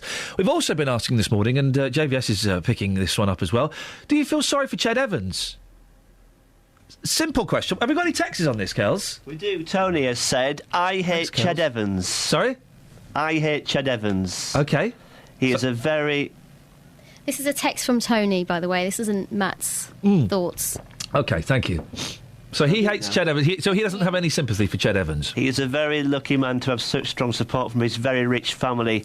His wrongdoings are growing. If he could show some proper remorse, then maybe more people would let him get on with his life. He will never admit it. It just goes on and on and on and on and on. It sounds like Stephen Hawking has got a northern accent. You read funny, don't you? Because, of course, Ched Evans has come out and issued a statement saying he apologises for the effects of that night. Not said sorry for having sex with a woman who didn't want to have sex with him. Any others, Matt? That was the strongest one. Thank you very much indeed. That's how we do things here. Mike's on the A1. Morning, Mike. Oh, morning. What would you like to say? Basically, I've got no sympathy whatsoever. I was in a relationship with a lady who had been raped previously prior to me meeting her. And I saw sort of first-hand the after effects of it.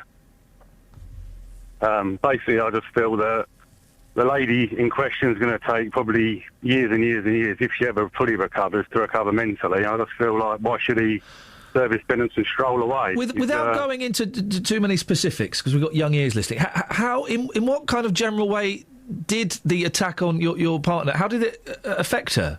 And how many years after it was she affected? I met her probably about 4 or 5 years after it happened, and still then it was sort of trust issues and physical issues and situations that caught her out and sort of flashed her back, really.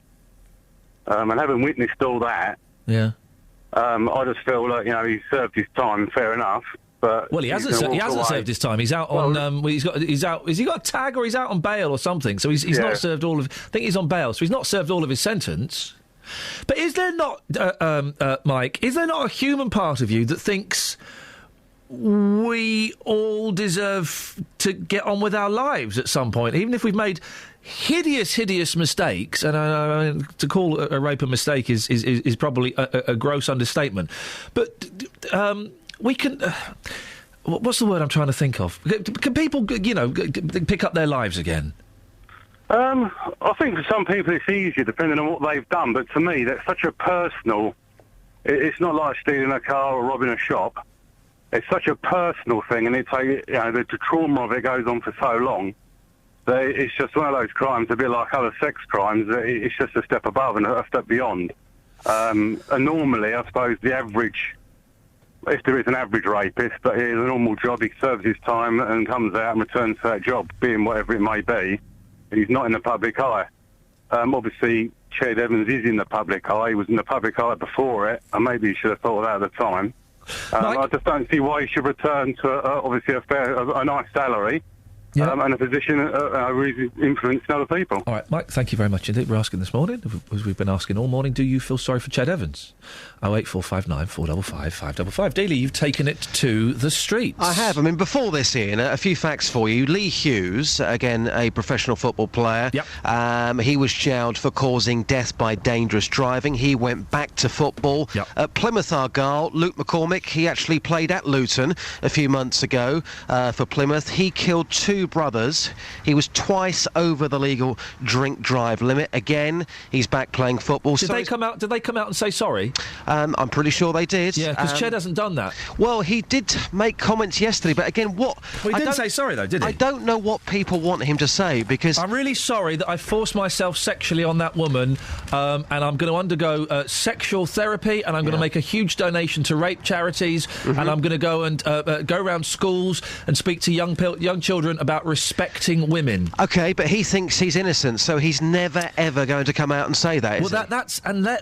Therein, I think, is the problem. I wish to make it clear I wholeheartedly apologise for the effects that night in Real has had on many people, not least the woman concerned. So he's not saying sorry for the rape. Yep. And also, you can't... It's so late in the day, and it's so tied in with the timing of this Oldham situation that...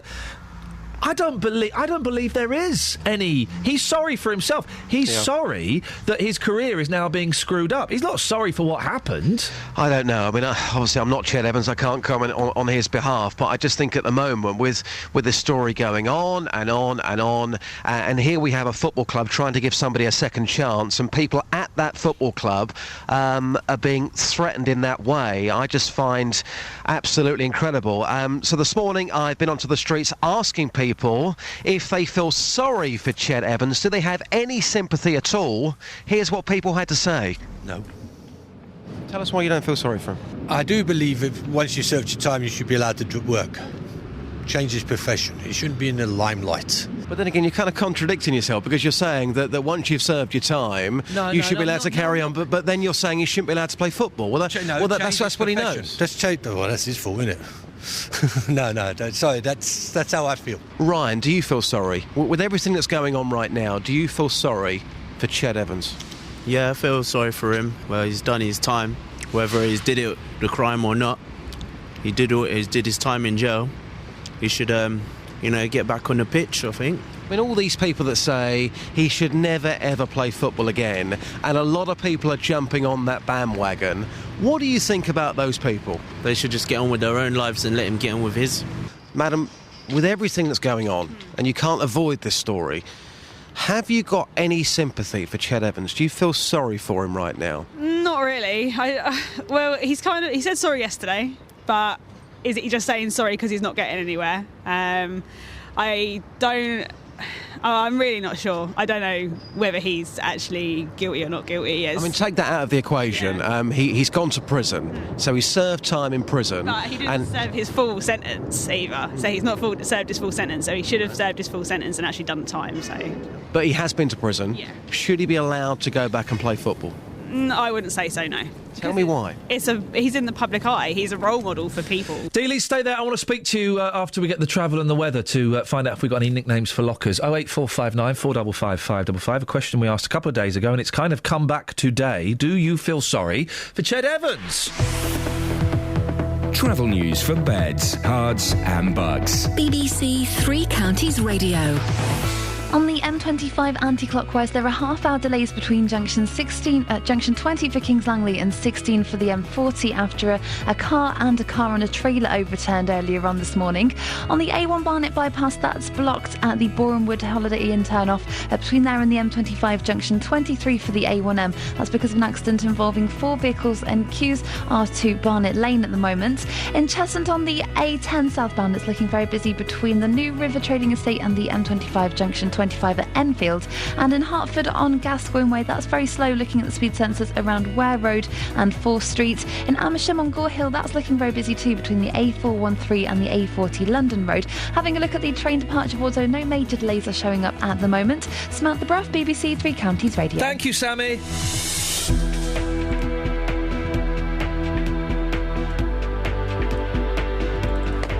Right, it's 8:46 or thereabouts. It's Friday the 9th of January. I'm Iain Lee. These are your headlines on BBC Three Counties Radio.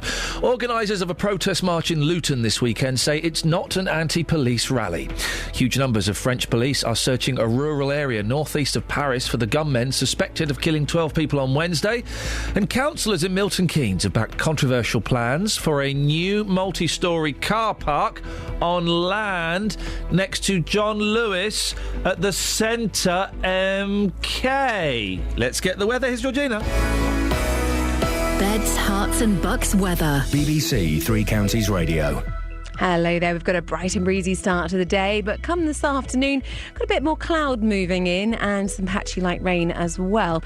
But it's pretty mild, with temperatures reaching 13 degrees Celsius, and they don't drop too far tonight, with lows of 10 degrees. The winds strengthen. It's going to be a cloudy night, and we could have a little bit of that drizzle continuing, but not for everybody. So a mild start to tomorrow, a fair amount of clouds still remaining, and a band of rain pushes southeastwards. Now, it's fairly narrow, so it should be quite short-lived, but could be quite heavy at times, and is accompanied by some pretty squally winds as well. Once that clears, though, we should have some sunny spells for the rest of the day, remaining quite windy, but the winds do ease a little. Now, temperatures reach about 13 degrees Celsius again tomorrow, but that's going to be earlier on in the day as they start to drop off later on. It's looking largely dry and breezy on Sunday with some sunny spells, wet and windy on Monday, and then we've got sunshine and showers, but still quite breezy on Tuesday. That's your latest forecast.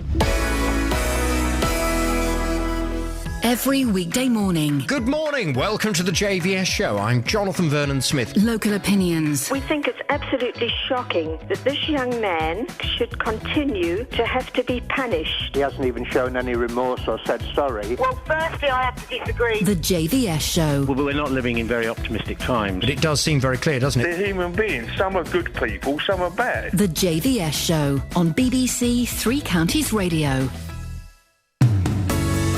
Text 81333. Start your message with 3CR. Text will be charged at the standard network rate. BBC Three Counties Radio. Is Dealey still there as requested? Did you get rid of Dealey, Lockers? Did you drop Dealey? Did you drop Dealey, Lockers? Dealey? Did you drop Dealey? I'm on fader 3. Dealey, are you there? Geezer. I'll be honest. It's like having Matt Lockwood in the studio. It's like a 5-year-old who's won a competition to come and see what radio is like. Yeah, I mean, let's be brutally honest about this. When it comes to Lockers, he's only good for a party. Any more? Was it J-Lock Productions, was it? It was, J-Lock, yeah. Any more J-Lock Productions happening? Well, the next party, I'm sure that myself and Lockers will be sharing a room. Let's just say what happened in that room. She'll stay in that room. Did we get any nicknames for Matt Lockwood? I had a text earlier on. These are some of the ones that we had sent in. Mm-hmm. Lockwood, Lockster, Little Locks, the Lockmeister General, the Loch Ness Monster, my favourite, Goldilocks. Well, the best one I've got, and it's none of those actually, I took a picture of Matthew Lockwood onto the streets this morning. Let's just say it didn't go down too well. But the nickname that people came up with was Rodney. Rodney out of Only Fools and Horses. That was the one. He's shaking his head. All right, thank you. He's shaking his head, Matt. but he can't talk at the same time as shaking his head. He's an absolute. You're right, Rodney. You plonker. The amount of times that I've been called Rodney is unbelievable. I'm just fed up of being called Rodney. I don't look like Rodney. Well, I've never met Rodney. You don't have to meet him to look like him. He could join Chip and Doubles. Get rid of the rubbish Daniel Craig and have a Rodney. I was once in a bank and... I was in a what? In a bank. Oh, a bank. I thought you said a band. Blimey. Something else. Well, that's a great story, Matt. So Matt went to a bank once. That's a great story, Lockers. Thank you so much indeed. Justin, your show tomorrow, what time or what's happening, please? Between 12 and 2 tomorrow, we have the UK and American charts from this weekend in 1981. Elvis would have been 80 years old this week. We have an Elvis impersonator live in the studio. Rod Stewart is 70 tomorrow. More on Rod Stewart. And also, I'm going to be taking a big risk tomorrow. Yeah. We're playing 2 John Lennon tracks, but also we're playing a track by Yoko. You're insane. I know. Justin, speak to you later. Cheers, boss. Ta-ta. Do you feel sorry for Ched Evans? 08459 455 555 is the phone number. Mike's on the A1. Morning, Mike. Good morning. What would you like to say, sir? Basically, some years ago, I met someone who became a girlfriend, and she previously, some years before, had been raped. And just having seen firsthand the fallout and the time it takes a woman to even get anywhere near recovering from it, I just think the fact that he thinks he should just return to a high-profile career is a joke. Well, so what should he do then? Become a window cleaner?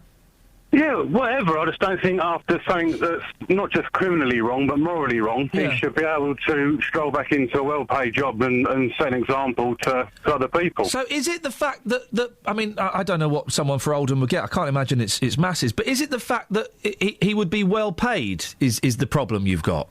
No, it's not just the fact he'll be well paid. Supposing he went and played football for Oldham, but only got £200 a week. No, it's not the problem I've got. The problem I've got is the position he'll be in. It's almost like he's just returning to what he did and being rewarded after carrying out something as hideous as that. And it is an example. He's going to play to sort of children and adults who look up to a player in that position, and that's the bit I feel is completely wrong. Mike, stay there. Dan's in Baldock. Morning, Dan. Morning, Ian. Do you feel sorry for Ched Evans, or do you get what Mike's saying? Kind of. I think the thing that gets me, and I think why you might feel that little tiny bit sorry for him as well, is the way that he's not allowed to do it. I think, like, the law says he can, the police court, whatever, say that he can, but it's the people, it's the public who are saying no. Well, it's Mike. It's Mike who's saying no. Yeah, like, the public are saying no, we're not letting you. Like, on their keyboards, and on Twitter, etc., saying no, we don't want you to do it. But you can you understand why Mike and Mike is still there? So you can speak to him. Do you understand? Do you understand why he's saying no?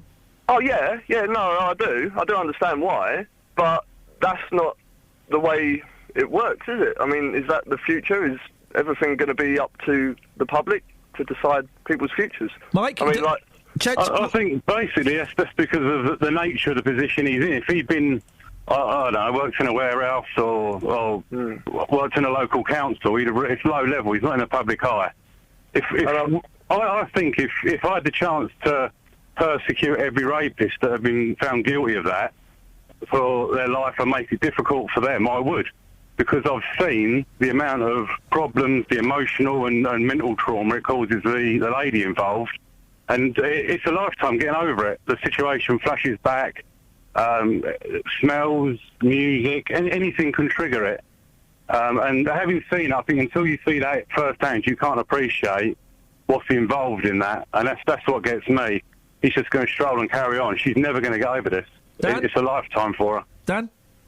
Yeah, no, I completely agree. I mean, what he's done is horrible. Of course it is. But the thing that gets me is that, like, it's the only reason he's not being able to do his job, I mean, the only reason that Oldham, he's not playing for Oldham now, is because of the people at home sending letters to Oldham saying, we'll do this. I mean, for example, if somebody famous like yourself, Ian, you wanted to go and work somewhere on telly, and then 100,000 people went on Twitter saying, no, don't have him, or we'll come down the studio and do this, and you didn't get the job because of that, then maybe that's where you feel a bit. I would feel a bit, and I would be gutted. Dan, Mike, thank you. But if I'd committed a rape, I like to think I would be self-aware enough to understand that. James is on the A5. James, do you feel sorry for Ched Evans? No, not in the least, Ian, I'm afraid. Go on, tell me why. Well, I do think that he's been used as a bit of a pawn, actually, in a bit of a game, really. And I think the people that are really at fault here are the PFA and the Football Association. Right. Yeah, and I'll tell you for why. The FA has spent lots of time recently complaining about FIFA and corruption and the way they awarded the World Cup. And they've also been running their anti-racism campaigns, try and get rid of racist abuse to their players. So they're prepared to take moral standpoints on that, to try and stamp out race crime, but they're sat there saying, yeah, we're fine that somebody who has conducted violent sexual assault against a woman can come back and play within our remit. So those two. But the thing is, he has served part of his sentence, and the FIFA and the FA and all. I don't know all these different organisations. Why should they get involved? Why should they ban him from playing? Because they purport to represent the football clubs and the football players. Yeah, if you looked at other organisations that represent doctors, nurses, teachers, all those kind of professions, they will have regulations that state if somebody brings the profession into disrepute, they'll be struck off, or they'll not be allowed to practice, or they'll be banned from teaching children, that sort of thing. You know, let's take away the fact that he's a footballer. That's irrelevant almost. It's the fact that these bodies that represent people are being hypocritical and saying, on one hand, we want FIFA and everyone else to play by a set of rules that's fair to us, but we're not going to uphold moral standards in James, society. very quickly, I just want to bring Steve in. Steve, what do you want to say? Good morning. I was just saying there may be a reason that he's not said sorry yet. Maybe he didn't do it. James? Maybe he didn't, but every criminal that you ask that's been convicted of something will say, wasn't me, mate. Yeah, of course. But, I mean, at the end of the day, he didn't drag her back to his rooms. He went there voluntarily. Yeah, so what's a young guy out on a night out supposed to think when he meets a woman on a night out and she goes back to his hotel room? Steve, he's been convicted by a court, yeah? We have to accept that courts hear all the evidence that we as members of the public don't hear. Yeah, you might have seen clips on YouTube or, you know, stuff on Facebook or whatever. You weren't part of the jury that convicted him. You weren't one of the judges in the case. Yeah. So, and I'm not saying he's innocent, but there is always that chance that he is. Well, chaps, listen, I've got to end it there. James, Steve, thank you. You go back to a hotel room with a few of your mates and a girl, and she's drunk. I guess she's not expecting to have sex with one person, then turn around and see there's somebody else there, and then look through the window and there's someone filming it on a telephone. I guess. And he has been found guilty of rape. God blimey. Hey, Kelly, you produced a grown-up show. That makes a change. Say that again. OK. So, if people... Say it again. You produced a grown-up show. I know. I heard you the first time. I just wanted you to hear it. Say it again. Such an idiot. Thanks. If you want to get the podcast, there'll be a new podcast up in a little bit. Mm-hmm. And you can get it from going to the Three Counties website, or they can go to iTunes. Yep. If you want to see the video of Justin and myself holding hands, facebook.com/BBC3CR. Anything else I should say, or should we just go to the trav? Controversial travel coming up. Oh, gosh, let's hope she bites her tongue this time. Travel news for beds, cards and bugs. BBC Three Counties Radio.